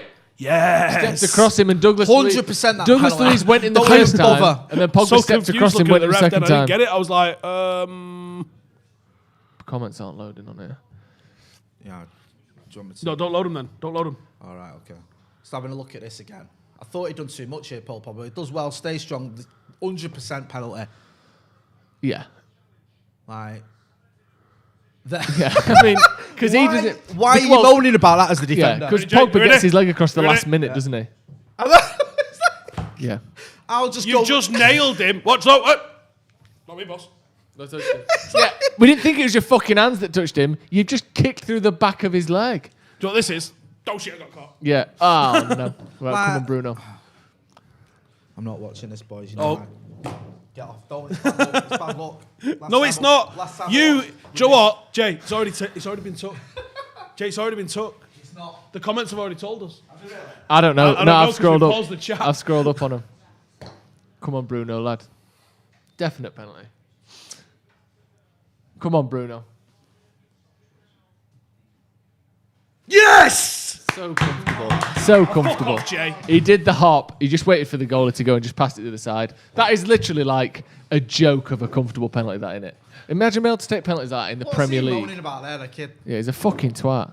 No, he's not. No, he's not. And watch Yeah! replay. That's He's- more like He's it. well off his line, by Yeah, the way. he's well off his line. He's not a twat, by the way. Douglas Luiz is a decent player, but he's just being stupid. That's the least Joe Smith action ever. He's a You're like the nice fucking guy on this twat. table. Like, what's he do, that fucking swat? Yeah, go on. That's more like it. No, I don't know what he's complaining about, though. No, it's just... You can't tackle someone through their thigh. Right. You can't. That's a foul because you need him in the back of his leg and then you kicked his ankle. And that's a good cross. Joe, Not I don't know quite. what the hell you're on about because he did that. Oh yeah, sorry. That's one of them ones where you remember Phil Neville when he used to give away a penalty, be like, oh. Yeah. Didn't he do that when he gave a penalty away against that Bergkamp missed in the 99? Was that Phil Neville? who did that way? he did it in 99. Like, yeah, you've just tripped him No, over. Phil Neville used to do the opposite. Phil Neville used to do that's a penalty I've just given you, look. He'd go, oh no. Oh yeah, he did. Yeah. He'd go, oh, like, he couldn't have made it more of it. It's like, oh, I've done it again. He just fell over on his arse. Yeah. happened again. Oh, shit. Happened Really again. sorry, guys. I've done it again. Did it for England as well, didn't you? Remember? Against Romania. I'm a stupid twat. Yeah, where everyone wanted to He's kill like, they haven't it. even given it yet. I'm a twat. Yeah. Ref, I'm so sorry for giving that penalty away. What are you on about? I ain't giving it. Oh, fuck it. Yeah. Like, Go on, then. fuck's sake, Phil. This is a good start from United. Nice early goal in the second half. By the way, 27 goals this season for Bruno Fernandes. Incredible. That's stupid. I think he's on like 18 assists as well, 16 assists, maybe slightly less. But Shit him. There's a chance he'll get 30 goals, 20 assists this season, which is Keep going, Mason. Unlucky lad. They are the stats of Well in out a in fucking Wan-Bissaka. football manager robot. It's ridiculous. Mate. Because, and it's not like, do you know, like sometimes people are like, oh, Messi, and he did it all from being a winger. It's like, he's not a winger. He's everything to Barcelona's attack. He's whatever he wants to be on any given moment. Bruno is an attacking midfielder. Yeah. He doesn't play as a number 9. No. Like, this is about as close as you can see him playing as a number 9 because there's no striker in front of him. Yeah. But even then, we've commented about 6 times, he's on the edge of the box because he's playing as a 10. I hate this new rule, by the way. What? Where they play the ball into the box Yeah. to play out. Why? It looks like under 9s. It's fucking pathetic. 27. Do you buying it yourself? What? Do you use that? We play out from the back, yeah, but I hate that setup, though. It looks so pony. Yeah. 27 goals, 17 assists for Bruno this season. That is staggering. If he It's had, just- that's so good that if he had 2 goals, 17 assists, you'd say that's an incredible season. If he had 27 goals, 2 assists, you'd say that's an incredible season. And he's got both. It's absolutely unheard of. In fact, I think for Man Got to United, get a grip in this midfield, you know. that has to be the most.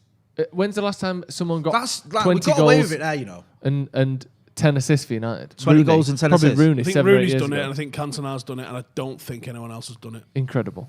No one, and I doubt he will get 30 goals, 20 assists, but I don't think no one's ever done that for United, have they, surely? What? 30-20. 50 goal involvements. I don't think so. And not that I don't think he'll get that because he would need 3 goals I think and 3 when assists. Chucky got 30 goals in a season, he got like 1 assist. Yeah, exactly. Well, that's the thing. Same with Van Nistelrooy. He got, what was it, 44 goals? Yeah, like 2 but he assists. got 2 assists. And they were when he played a 1-2 and then didn't get the ball back. Yeah, exactly. What the fuck? We've scored, and he's like, That wasn't like him trying to... I love that story that Play he told us someone on the podcast as well, where he's like, yeah, Fergie came up to me and went, you're not playing today. And he's like, why? And he's like, because you can win the Golden Boot and we're not winning the league, so take a fucking seat. And he's like, but Really? I remember that. That was him and Henry, wasn't it? yeah. And Fergie went, you ain't winning it because we're not winning it. I love that mentality. So Rude's like, cool, next season, fucking gadoosh. Go on, Mason! Oh, yes! Yes! Get in! Fantastic, What a Mason finish! Greenwood. Finish, He had about yeah. an inch to get past the keeper. That's a there. sensational turn, that. He's either foot in it. Well, he's left-footed. Oh, is it? I thought it was both. Well, he's left-footed. Fantastic turn, that. Mason Greenwood just turns his man completely, makes about a yard of space for himself out of Finishing nowhere. is pinpoint. Sensational. This is laser guided. Yeah, But look where he is. Oh, where a 9's meant to be. Yeah, cool. exactly. Wan-Bissaka. He's Mings' touching distance with him. He's made a run. He's rolled him, and then Do you know something? honestly, that's People fucking talk about great. Tyrone Mings. If that's Victor Lindelof getting turned like that, sell him. Sell him. Like Tyrone Mings, that's Tyrone Mings. That's his level. But the movement there's elite. It is, but he gets fucking destroyed by Mason. He is. Greenwood You're there. right, aren't you? Because was it for his first penalty for United? Took it with his right foot, which is his weaker foot. The AC Milan game, definitely all he had said to him, don't fuck about and take he this took with it your with his right. right, And he's coming running back, he's walking back like that. Who does Oh, that? him. Like takes a penalty with your right foot when you're left-footed. He's also top bins one at Newcastle sick. with his right foot as well. Didn't he once score a free kick with his left foot and his right foot in the same game for United for the under 18? Stupid. Oh, and by the way, Charlie McNeil is fucking Mason's record with a bat. Yeah, he's got 24 goals in 21 games, Charlie McNeil. I was looking at that on the way in. How incredible is that? Yes. Also, by the way, it's worth mentioning, speaking of Charlie McNeil, 24 goals in 21 games, although he plays for the under-18s. It's the under-23s tomorrow, isn't it? Tomorrow, yes. Me, you, and David Pritt will be doing the final game of their season Yes. as a watch-along on Twitch, over on the Twitch channel. Yeah, so exclusively check on Twitch, we'll be having a Go watch. down. That's a penalty, mate. That is a fucking penalty, mate. That is a fucking penalty, mate. Yeah, he's going off like fuck here. Fernandes just got gripped by Mings. Pogba's in there now. McTominay's touched the ref. It's not a good idea. But it's going off in here. Yeah. Marcus thinks it should be a penalty. And at first glance, I do. I want to see a replay of this, see what's happened here, though. I reckon Marcus gets done here for retaliation. Because that's just the way fucking referees work, isn't it? Last pick at school, fucking drips. Tyrone Mings acting like the peacemaker there. It's probably mates with Marcus from England, isn't it?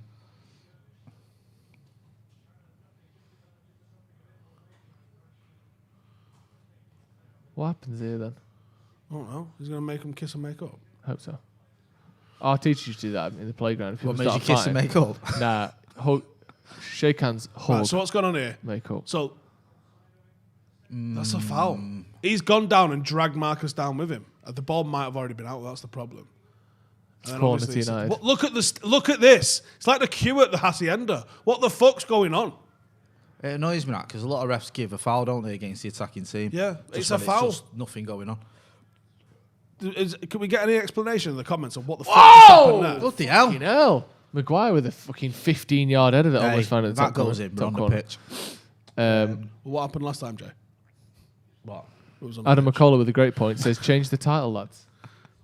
We'll get that changed post-haste. I don't know if anyone in the comments can describe it. But yeah, back to what we were talking about before. It's the last game of the under-23 season. Tomorrow at 7 o'clock, we'll be streaming it live on Twitch. It'll be me, it'll be our academy expert, Dave Britt, and it'll be Jay as well.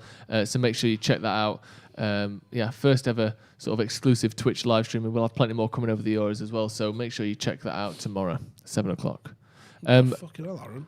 Ryan Watson, says Consa starves kids. Now that is libelous and not true, so I apologise.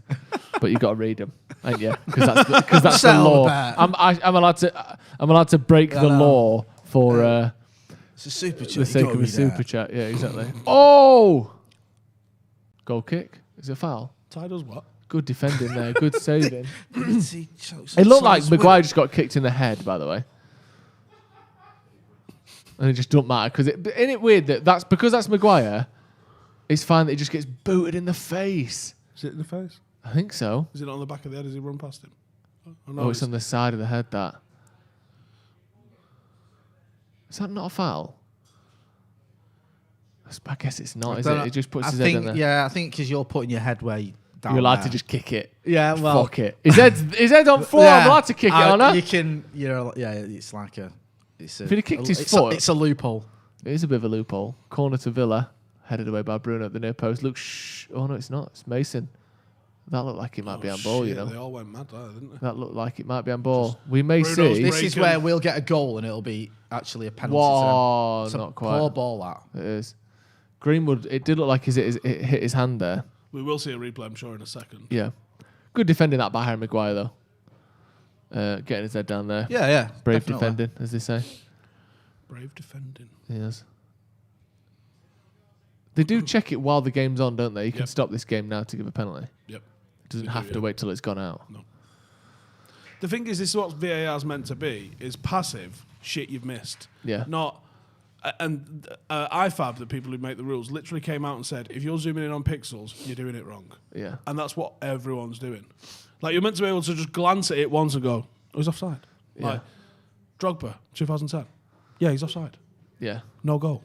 No. Darren Fletcher. No, that was a foul. It's not a red card. That was a tackle. It's not a red card. Yeah. 2009. Yeah, one shot. You'd probably do it in real time. If you need to look at it 50 times in slow-mo, then it wasn't the incorrect, obviously, decision, was it? No. Like, in cricket, they have it where if I think it's LBW and I give it as the umpire, if the ball is then going over the stumps... Oh, no, I say it's not out, but then on the replay it shows that the ball would have hit just the bails at the top, so it's like, a couple of centimetres. Yeah. That stays with the umpire's decision, even though technically it was hitting the very top of the wicket, because it's close enough that it wasn't a bad decision, they keep that as the umpire's decision. Yeah, it's got to be a horrendous decision, and they'll overturn it. Yeah, and that's what it should be in football. Like, he caught it with both hands, sidestepped someone and threw it chest pass into the net. Yeah. Handball, no goal. Yeah. No one's going to see their arse in that. No one's going to be like, what are we doing here? VAR's ruining the game. The internet's not working on my iDevice here, but I'm sure it's still fine at home. I'll Slate Vic, thanks for the chat. Super chat is just a super chat. Doesn't say anything. We've got a stat here from Mason about Mason. Oh Greenwood. Is that Fred?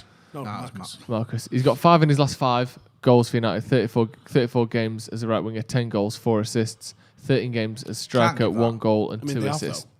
So he is averaging more goals from the right than he does from up front at the minute for United. Mason. I think that's just because he's played there more, or because it's easier to kind of create chances against a fullback than it is a centre back with his size. Probably something like that. Yeah, and I think also because he's still a teenager, isn't he? Yeah. Like he's gonna be a big lad. which means he's got to grow into them big lad sort of tendencies. You see what the likes of Thierry Henry and Van Persie were doing. Well, brilliantly won by Paul Pogba there for a corner. And they were doing nothing of note. I didn't know, really. I thought he's not kept it in, but he hasn't. That was amazing.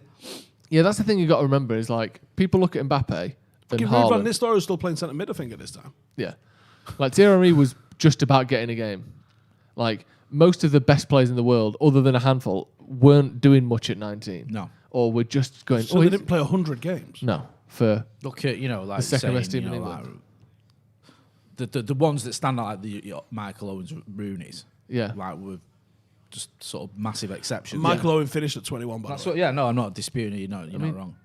That's a good corner, that. And like, look at Bruno, for a more recent example.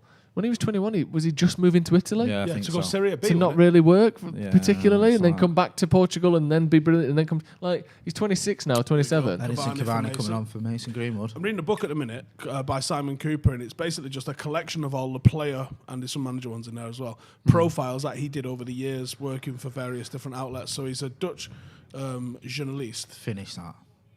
And he's profiled tons of people, all the way from Cruyff, all the way through to Mourinho in the modern day and things like that. And it was going to fucking profile him. My mind just went blank. Who was he talking about? Simon Cooper's profiled a lot of players from over the years. There's something very permanent. We're talking about young players. Henry was one of them. Michael Owen. So when Michael Owen was like a phenomenon, wasn't he? Didn't he win the Ballon d'Or when he was 21? Yes. Yeah. So he interviewed him after that and wrote a profile on him. And he asked him. But that was exciting. Well, he was talking to him at the time, and he's like, this guy's never read a book, never finished a film, and he has no interest outside of football. He's just a pure dedicated footballer, blah, blah, blah, blah. And he says to him, and he actually interrupts his own writing. It's like Cam, that, isn't it? But except Cam's also not that good at football. Never read a book, never read a film. He sort of interrupts his own writing to sort of explain, because these are obviously contemporaneous sort of writings, and he's gone back and revisited them. Do you like that? I didn't think you were getting that fucking word on here today. No, I didn't, mate. And I should with a pint of rum in. Do it again and use extemporaneous as well this time. Just get another one in there. Oh, I don't know what that one means. Basically the same thing. Does it? Extemporaneous means like outside the main like timeline, sort of outside knowledge type thing. And contemporaneous means recorded at the time. Yeah. Anyway, so he uses his contemporaneous notes on the profiles that he wrote on people, and in the ones he did of Michael Owen in 2001 was, do you think you've peaked? Obviously, Michael Owen's going to say no. Yeah.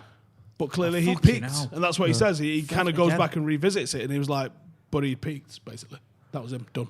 Do you think that's funny? Because you see Michael Owen when he was on BT, and he was saying that, like, at the age of 22 whatever, he'd played far more games than like Scholes had.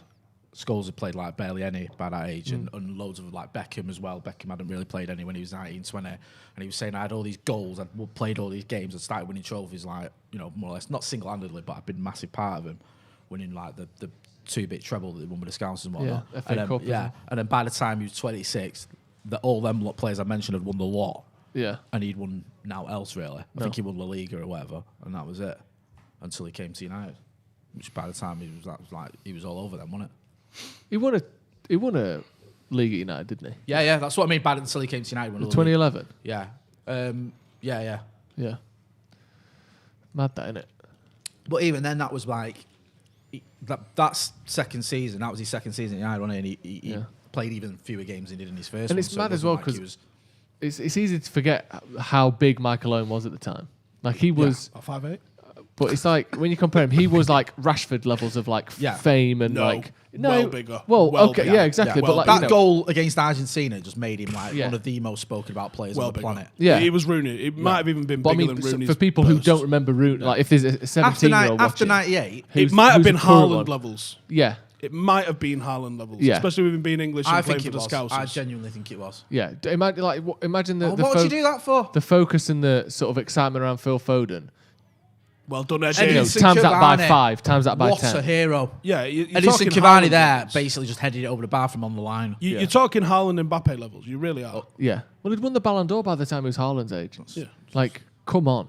I remember, was it Lazio? Yeah, let's be honest, like, he scored 16 fucking goals to win a Ballon d'Or, which is a disgrace for a striker nowadays. Was it someone like Lazio or someone paid like a load of money to have first refusal on him? Like, Just the opportunity, yeah. He was just like 98. Everyone went bonkers for him. It was just unreal. Bonkers. Bonkers. Villa with a bit of pressure now. They've got a corner headed away by Bruno against the near post. That's a foul on him at the near post there, ref. He fucking heads the ball away and then just gets clattered. And Rashford gets fouled as well. Bruno got fouled then. He wins the ball, and I don't know who it is, but just fucking flies through him afterwards. Watch the fucking game. Rashford got that sort of wincing, I'm injured, sat down type body language, hasn't he? Where he's not moving very quick. Look, it's fucking Mings just jumping through everyone. Fucking wrapping his arm around his head. Yeah, he's just hit him with an elbow. There's a reason Zlatan fucking volleyed you, pal. He's a twat, isn't he? That's hanging. That's hanging. He's led with that elbow. Yeah. Honestly, VAR should look at that and red card him. I hope they are, actually. I hope that's what they're looking at here now. Nah, they won't. They won't do. He's led with an elbow. How is he not dangerous play? It's Sarah Mings is one of those. He's like, he's not that type of player. When he's exactly that type of player, he like always does it. He trades on that. Just because he speaks well off the pitch doesn't mean he's not an absolute dickhead on the pitch. So, who was the lad? Was it Pereira? Was it the lad from the Championship where he split all his face fucking. over? Honestly, the worst injury, horrific. Other than like a leg break. Yeah, literally cut his whole head open. Face and his nose and everything. Yeah, horrendous. Because his boots. It was minging, and he's like, oh well, Mingsing. Yeah. And he's not that type of football. He is. We stood on Zlatan. Like you said, Zlatan was having none of it, wasn't that one on Pereira. What's his name? Is it Pereira? I can't remember his name. He used to play for Sheffield Wednesday. That guy. He's a Portuguese guy. I'm thinking Pereira, but I'm not Ricardo Pereira or something like that. But I might be just completely. I know his name. I don't think it is that. Anyway. Yes. He fucking does him. It's horrible. Yeah. And he's always elbowing. He's always kneeing people. He's always coming in with a late tackle. Oliveira, that's it. Thank you. Nelson Oliveira. Fucking kicks his face in half. Or stands on it and obviously puts his foot down early on purpose to get him as well. You can tell by the way he's running. It's easy to if you're trying to hop over someone. It's not natural. No, if you're trying to hop over someone, you hop and you extend your stride. Yeah. He shortens his stride It's for the very sake of crafty standing and deliberate. Yeah. Anyway, snide was the word. Snide, thank you.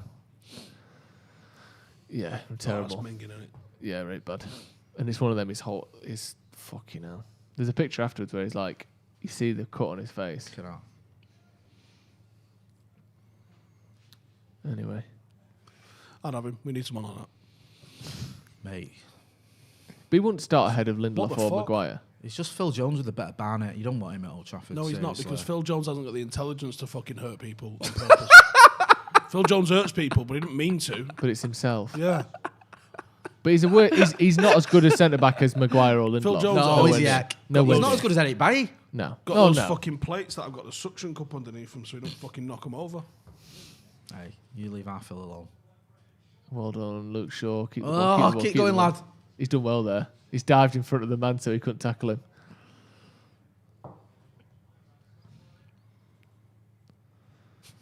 We're in a European final, lads. Oh, it's midnight. Feels like it, doesn't it? Yeah, there's only about 16 games to go. How many games we've got? We've got 5. We've got 6 games, haven't we, including this one? Fucking hell, ref. Bruno can get 3 goals, 3 assists in those 6 games. He'll end the season on 30 goals, 20 assists. Take a foul there. Yeah, he's giving Still probably won't get player of the season. I know. Who are they going to give it to this time? They fucking found a way to give it to Jordan Henderson last time. I think. I mean, if it was Diaz, I wouldn't be angry. It won't be, I think though. he's been the difference maker for City, to be honest with you. But they won't give it to him. They'll give it to fucking... Who will they give it to? Someone shite. What team's done well this season? Leeds. They'll give it to fucking Bamford. No, they won't. Who's favourite to win the Premier League Player of the Year? Do you know? I don't know. Who's been City? Diaz, maybe? Diaz for City? Yeah. I could see why that would be fair. Like, I know it's a bit base argument. Who's top? Oh, who's been one of their best players? That's how it works. I know. Usually. Like, well, that's how Henderson got it, didn't it? Not because he was the best player, but they won the league. He was the captain. Yeah. Oh, let's give it him. And Salah didn't quite have as good a year that year as he did the year Van before. Dijk, it was like he'd already had it, so let's choose someone else. Can't have the same person winning it twice in a row. Do you think would you give? I know you love him. Bielsa manager of the year? No, I'd give Dean Smith it before him. Would you? Yeah. Seen a few people say Dean Smith manager. Yeah. All he deserves. I mean, the way he's done it.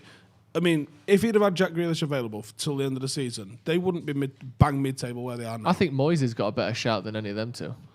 Yeah, if he gets him into Europe, I've just seen it on. If they get him into Europe, there's talk of him maybe getting it because of an outside chance. Because like, even though City are going to win the league, they've not really had a great season. I think it should be between Smith, Bielsa, Moyes, Solskjaer, honestly. Yeah, I agree. If you look at like who's exceeded their expectations the most, we're in there. Yeah. Ancelotti was definitely a front runner. Yeah, for but it they early finished doors. 8th like they always fucking do. Okay, I said early doors. Just made in Everton. No, it's like Everton are just Spurs, aren't they? Yeah, they're just there. Get whoever you want as your manager, make whatever big signage you want, spend Yeah. whatever you want at transfer market, you will finish 8th. And Tottenham, you will finish 7th. It's just mental. I can't understand it with Everton. Like it seemed like I know you hadn't finished yet, but it did seem like they would be pushing top 4 for most of the season, and then it was like, no, actually, it's going to be us, West Ham. We'll be doing that instead. Like, how has that happened? Just a Lingard, mate. Madness, isn't it? It's quite a long stoppage, this, isn't it? What's going on? About a month ago, you would have said Brendan Rodgers, but he's just Brendan Rodgers. Like I said to you, he finds a way to not win. You know what I mean? Like he should have won the league with the Scousers. Yeah, we the can take the Suarez piss out. Yeah, we can take the piss out of Gerrard fucking up because it's hilarious. But at the end of the day, as a manager, And he's still. why are fuck you off. letting him have?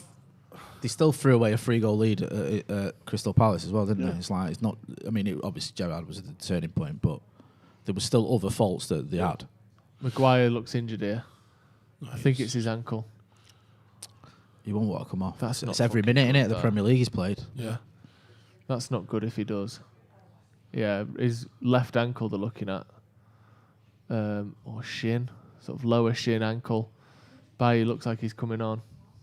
That's worrying, isn't it? Worrying that if Caminara just said could be the tibia. Do you know why he said that? Because he found that word. because out he did last night. GCSE No, fucking he PE. learned that word last night. What, tibia? Yeah. Surely he's known that before. Cam, am I lying?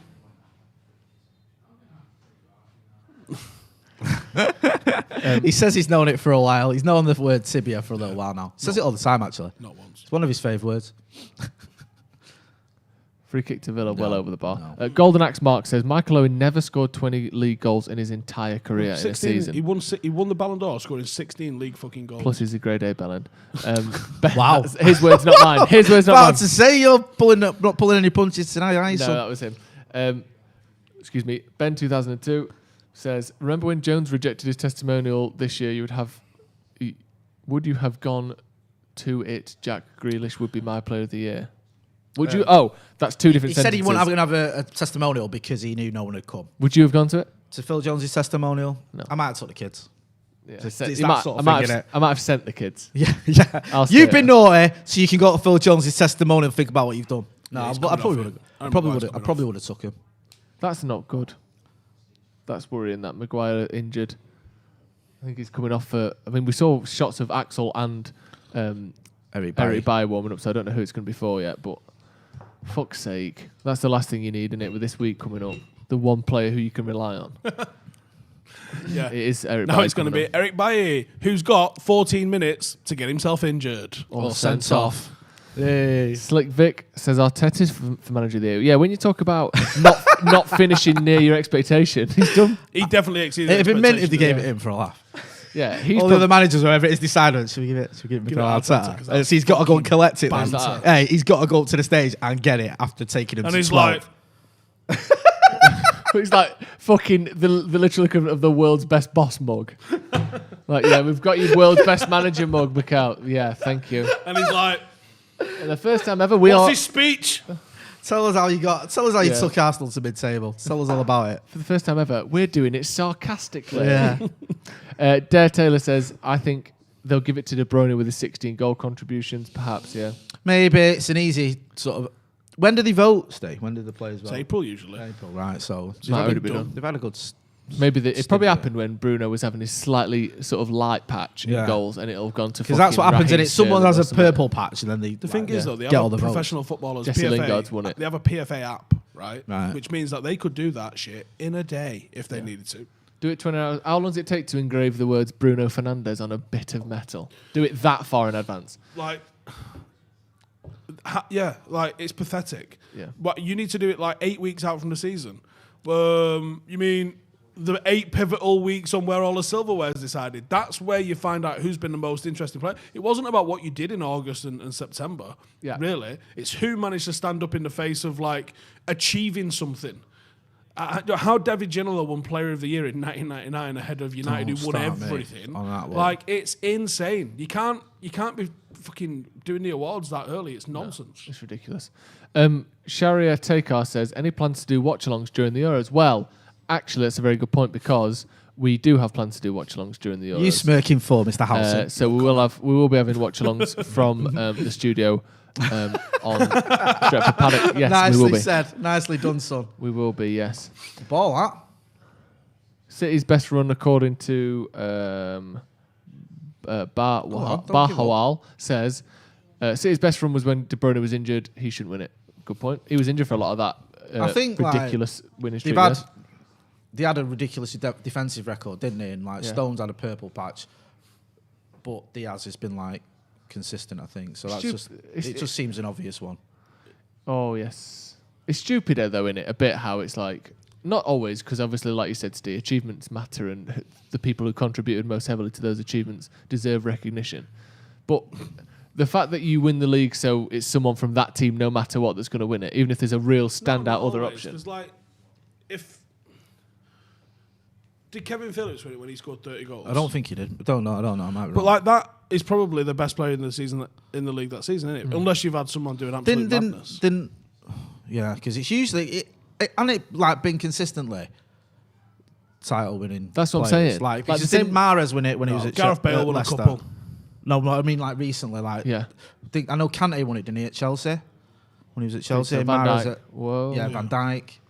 But it should weigh heavily. Here's the thing: when people are trying to do the Scholes, Gerrard, Lampard comparison type things, the fact that you were the pivotal part of a team that had success year on year has to matter. Yeah, I don't give it. It's so easy to look good in shit teams. Scroll up. Sorry, you just got the. Here's the list of Premier League Player of the Season. Last season was De Bruyne. This isn't. This is Premier League Player of the Season, not PFA Player of the Season. Which I guess there's multiple different ones. Because Jordan Henderson definitely won one last season, didn't he? Yeah, he won PFA. I'm sure. But this is a different thing. But yeah, there's still some players on there. Most of them won the league, didn't they? So it's like you said, Vardy. It was Kante this season after Salah. Player of the Year. Here we go. So. I don't know why this one's ranked more highly, but it is. So it was De Bruyne. I'm sure. Did Jordan Henderson not win one? What was that? The Players' Player? Maybe he won something else. Hey. But Kevin De Bruyne won it, apparently. Van Dijk the season before, Salah the season before, like you said, Steve. Mahrez when Leicester won it. Kante when Chelsea won it. Hazard, I think Chelsea won the league that season, didn't they, under Conte? And then it was Suarez, but he didn't win the league. Bale didn't win the league. Van Persie didn't win the league with Arsenal. So it's not always the league winners, but recent seasons it has been. United seem to have tossed it off now and realised that there's 10 minutes left in this game. Henderson won the Writers' Player of the Year. Thank you very much. Well, that doesn't count. Remember when Scott Parker won that? Yeah. They love throwing a weird one in, don't they? Didn't Giggs win that one, yeah? Yeah. Giggs won the PFA as well, Giggs. Yeah, that was a bit of a... That was a charity vote. You've been playing for 20 years, we'll give you this. Go on, despite Marcus. the fact Good you've only running. played 10 games. Oh, after a run like that, just have a dig. Yeah, you're allowed to have a dig. Do you know what I mean? You beat When 5 players. yeah, of course you are. If it goes in, it's goal of the season. And instead, he just plays it to the defender and gets a look of contempt from Edinson Cavani. Yeah, it's a poor pass, that wasn't it? He's been better today, I think, Rashford. He's been decent on the ball. Go on, Victor, well done. If you want to watch Got to be stronger again there, Victor Lindelof. He has. I said well done too early. Good tackle, Wan-Bissaka. I said well done because he did the same thing again. He got the ball in the first time, but only just straight back to their attacker. He's not learned from the first goal. I know, yeah. You've got to win it completely, not just Luke Shaw's touch having a go at him now. That says it all. He never has a go at anyone. Like there, look, it's just not enough It's on soft, it. Innit? And then he almost gives away the foul. Wan-Bissaka gets him out of jail. Was it Davis? And then great tackle by Wan-Bissaka on. I can't believe people try to tell me he's not good defensively because he always. Surely no one has said that ever. Yeah, they have. His defensive positioning from crosses, I think you could call into question occasionally. Yeah, but you can't tell me that he's not good at defending. No, it's brilliant. That's when people, you know, that thing of like trying to be clever by saying the most stupid thing. That's just a prime example of it. I don't know, Wan-Bissaka's not very good. Someone trying to defend how good Trent was, and you're like, Right, okay, by saying something really stupid about Aaron Wan-Bissaka. Anyway, what I was going to say is if you want to watch Paddock FC highlights, we're going to be putting them out at 9 o'clock tomorrow. If you want to go check those out. It was our final stage in our cup group. And we did make it to the quarterfinals. It's worth checking out. And we've got the worst possible draw. Drama. Well, to be fair, if they saw social media yesterday, they should know. I've had a bit of drama, you see. But we've got the worst possible draw next Saturday. We've got the team that went through winning every game in the Premier League, and yesterday they won 8-0. So good luck with that, you shithouse. This might be the end of the road, and I'm banned. Why? Is that when you won match banners? Why are you banned? I said something to Raf. What'd you say? Smelly? Don't really want to repeat it. You called him a smelly little girl, didn't you? Yeah, so I got a 1-game ban. They said they was going to give me a 2-game ban, but I sent them a lengthy essay explaining why I was right. And they semi-agreed and only give me a 1-match ban, I guess. Danny Palmer says Pogba at left attacking mid, linking with Shaw is fire. That is good, that interplay down that side, isn't it? It does work quite well. Yeah, it does. Almost like I said that earlier. All right, sorry. I won't read the super chat that someone paid Someone for. Someone else can't possibly say the same thing. Cheers. No problem. And if they said it after you, they must have been copying you. Yeah, that's what happened. Because everyone knows everything. They also say said. we always need a 6. Get a 6, and you can play that, and we'd be mint. Luke Eburn says players haven't been winning it when they won the league recently, just like how Bale won it when RVP should have. So Bruno should win it. Last like 5 or 6 years, it has been a team from the team that won the league, except De Bruyne last season, and Van Dijk the season before. Yeah, when Salah won. So yeah, you're right. It should be. I can't see literally any argument other than Ruben Diaz that someone else would win it other than Bruno. It's got to be Bruno, man. It's got to be Bruno. Because as good as it is defensively, what he's done. Or Cavani. There's also been like 4 other players who have got all of those defensive sort of clean sheets and stuff. Attacking stats, Jesus, no one is remotely close to Bruno Fernandes.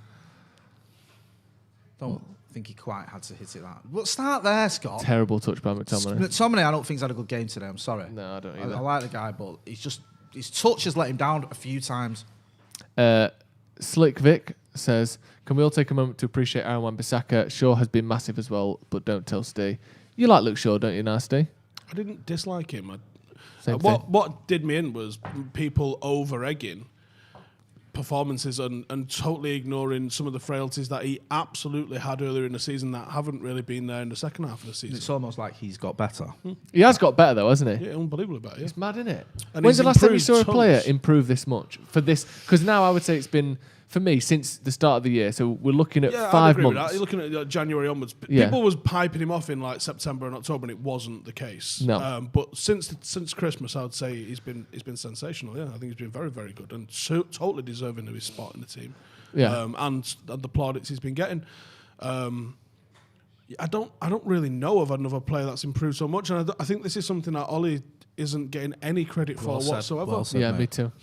People just saying, "Oh, we bought in Tellers and that made Luke Shaw try harder." That's not the case. The try harder argument. It's a nice little joke to say, "Oh, you know, the best signing was Tellers because we got a 50 million Luke Shaw out of it." But really, that's that takes credit away Jesus from Christ, Scott McTominay, come on, mate. It takes credit away from Luke Shaw and it takes credit away from Ollie, who both had a massive part in making Luke Shaw the best left back in the league. Come on. If you're being serious, he did buy Tellers to replace Shaw Yeah, he because he did. wasn't having him last season. Fucking United just peppering shots at Aston Villa's defence and they're all bouncing back out. And at the time, that was their absolute Cavani's correct run here. decision. Oh! Yes! Get in! He's fucking mint, That's a mate. fantastic He is run, fucking That's mint, a mate. mint ball as well. Yeah, that pass. Did you see the run there? Yeah, You saw him like yeah. fucking snaking in from the I'm corner so of the box. glad of that as well, man, because them two need to get a bit more of a And we thing needed going. that third goal, I think, Yeah. because Yeah. they were kind of knocking on the door. That's a fantastic. What Look did- at this run here. So Pogba Marcus plays it delays out to it. Cavani, who has a shot to start with, and then Luke Shaw He's has asking a for a shot after. Handball there, yeah, bit. But look at the run here. So he's on the far 18, right on the corner there. Fred look, and then spotted him, look, yeah.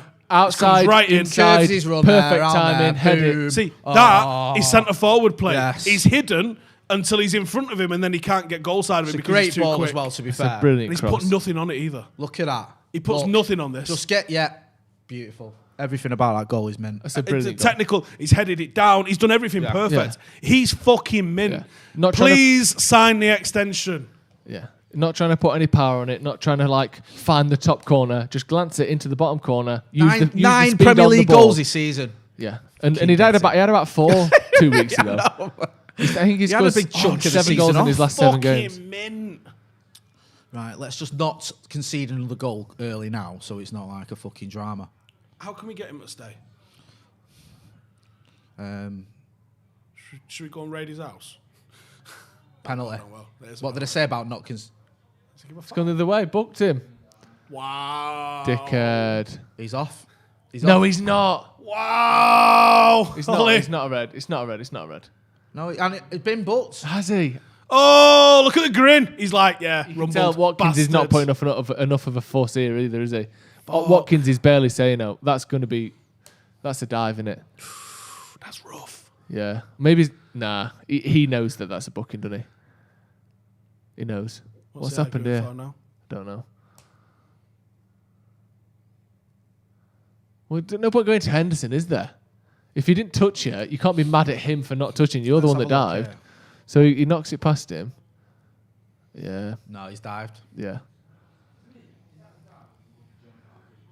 We need to. I know what you mean. Cam's making a point. Is it a dive or is he just jumping out of the challenge? No, it's not jumping out of the challenge. Because when you jump I out of a think challenge, he's already on his way down. When you jump out of a challenge, you don't not put your feet underneath you at the other side of it. You try and land on your feet. Human beings aren't designed to just jump and land on their chest because we would have died by now. You have to try and land on your like. He's gone down on purpose to try and win a foul. He has. He's not avoiding the challenge. If he was, he would have landed on his feet to the side and tried to get the ball. He's done well there, the ref. Because he spotted that straight away. When I first saw it, I thought, shit, that's a penalty. Yeah, I did. Nah, that's a dive. No, we're in Manchester and he's on the pitch. So. Yeah, people saying as well, good point as well, Peter Sykes, and he's immediately looking back at the ref for a foul. He's not like, oh, I've just tried to get up. He's like, you giving it, ref? Yeah. So, yeah, fuck that. Funny, though. Very funny. I like that. It's horrible getting booked for diving in it. You just, Embarrassing. what can you say? You just like... Do you know my favourite one? Rumbled. When you remember Johnny Evans stamped on Drogba's chest and Drogba got booked. He had that little fit. Yeah, because he was like, but again though, he was still acting. Yeah, it's simulation. You booked for simulation. And then he got up. He wasn't being fucking tasered, so fucking relax. It literally looked like he was like dying. Having a fit. Yeah. Like, he was like... Yeah. And then it was like, yeah, you can have that when you get up, son. That's for you. Vinny's on the touchline laughing his head off. Just stupid, isn't it? Because is that a part of the rule then, Steve? You probably have the best chance of knowing this of all of us. Let's say I knock the ball past you. You stick your leg out, you trip me over, it's a foul. And then I roll around on the floor and I'm having like a fit, pretending. But you did trip me, you did foul me. Can I get booked and it still be a penalty? Oh, no, you know. Because simulation, does that only count for the like of the foul. Yeah? Is it like once you've been fouled, you're allowed to act any way you want? Surely you are, because like you don't know how someone's going to react genuinely to a foul. Like, if they've been fouled, like that could something could So all right, then here's one could then. rupture something. But or okay, whatever. all right. Here's the thing then. You trip me over. It's a clear foul. You step right across my running pattern. Both my legs tripped over, and I go down holding my face. What happens there? Can I get booked for diving? I don't think so. I don't think you can. I think it was a foul. You know, like even really because that Johnny Evans one wasn't a foul. Otherwise, it would have been a penalty and a red card. Interesting. Because he stamps on his chest in the area, didn't he? It was like 6 minutes, Jesus. It was a foul, but he didn't give it. We should probably get a referee on here occasionally because there's so many mad rules. Yeah. Oh, do you know what? What about Jamie Burton? Might be in the chat. He's always commenting. I think he's a ref. Get him on. Jamie Burton, let me know if someone fouls me and I go down holding my face. Can I still get booked for simulation even though I was fouled? Favourite one. Do you remember Rooney when he went down? And then it's Arsenal. Was it Aston when the guy got booked and Rooney looked over and just got up and sprinted off? Love that. Chef says, much prefer watching Paddock than the channel that cancelled John Champion. I don't know anything about that, but I can guess. It's ESPN, I think, wasn't it? Was it? I don't think they cancelled him. They cut him off when he was slagging off the Glazers. What a game, lads. Support from Indianapolis. Thank you very much, Chef. Nathan Adams says, told Jarl not to worry, big up the Paddock. People saying, yes, it's unsportsmanship. You can still get booked if you dive after a foul. Oh. Well, Rivaldo, but when he kicked the ball at him, hit him in the knee and he held his face. But that's different because kicking the ball at someone's knee isn't a foul. Kicking the ball at someone's face is. Yeah. And also, that was worse because the lad got sent off for it, didn't he? Yeah. That was 2002 World Cup, wasn't it? There is some bananas rules. Like, you can be sent off like 30 minutes after the game. Do you not remember... in the car on the way home, if you text the ref calling him a dickhead? Yeah, I guess you can. And they just text back the red emoji. It's like... Got me! Your man there last week, wasn't it? 2 weeks ago, Son. He got touched in the face. He went down like he'd been shot in the head, and it's like, well, is that like not allowed? No. Well, it was allowed at the time, That's wasn't what it? I mean. Should that be? People are asking, and I think for me, my answer to this would be: let's see after the European Cup final, or the Europa League final. Is Cavani more successful than Zlatan at United? You can't say that now. It's too early, innit? I think either way, it's a no. Zlatan got 29 goals for United. Yeah, but he's not played anywhere. Zlatan didn't miss a minute. He's been a better player for United per minute, like pound for pound. Yeah. Seriously, he looks tired or like injured. I don't know what's going on with him. Like, I do love Scott McTominay, but he's just been second best to every ball. Yeah. Amon Raj with a good point. Fred's played really well today. Give him credit once in a while. I think he has been good today. Yeah. Fred. Him and McTominay's I haven't been a better noticed player. him give the ball away as much. He's put some decent tackles in. I think you're right about McTominay. He must look. He looks knackered or injured or something. He's just, the one thing you'll get with him, he's always getting get stuck in. Yeah, and he's put his foot or his body in front of the player. Doesn't seem to be with him today. Yeah, I just like trying to keep possession now. Run the clock out. 2 minutes. Fair enough. We've got 2 minutes. We don't want any possession more drill. injuries. 2 minutes. Go. Always reminds me of Woodward Park. Remember when we'd won the league and they were safe? And for the last 5 minutes, we just passed it around and they didn't try and attack. When was that? In 2011. Yeah. I don't remember that. I think we needed a point, or I can't remember if it was a draw or a win or whatever. I think it was a draw. Yeah. I was covering that for Kieran Free at sat next to Mickey T. And like it was basically the way things stood was we'd won the league and they'd not been relegated. So everyone was happy. Yeah. It wasn't even like a training game. They just didn't come near us. And we didn't try and go in their box. So obviously I would have been watching that game, but I don't remember seeing it as that. It was bad. It was really. I was like, I remember sitting there thinking, we're gonna get done here. Yeah, that's what I was thinking. I was thinking, can't do this. Someone's gonna say like, this isn't allowed. You have to try and win a game. You can't just do this. That was a good pass from McTominay. Who was manager of him? Was it Matt Hughes at the time? No, it was Steve Keane. Steve Keane's first season. He took over from Allardyce during that season. I'm trying to see where kept him up on the last. I think where the handshakes went. Yeah. I think it was Rooney with a penalty, if memory serves. Someone says Matic has been solid since coming on. Made about 3 2-yard passes.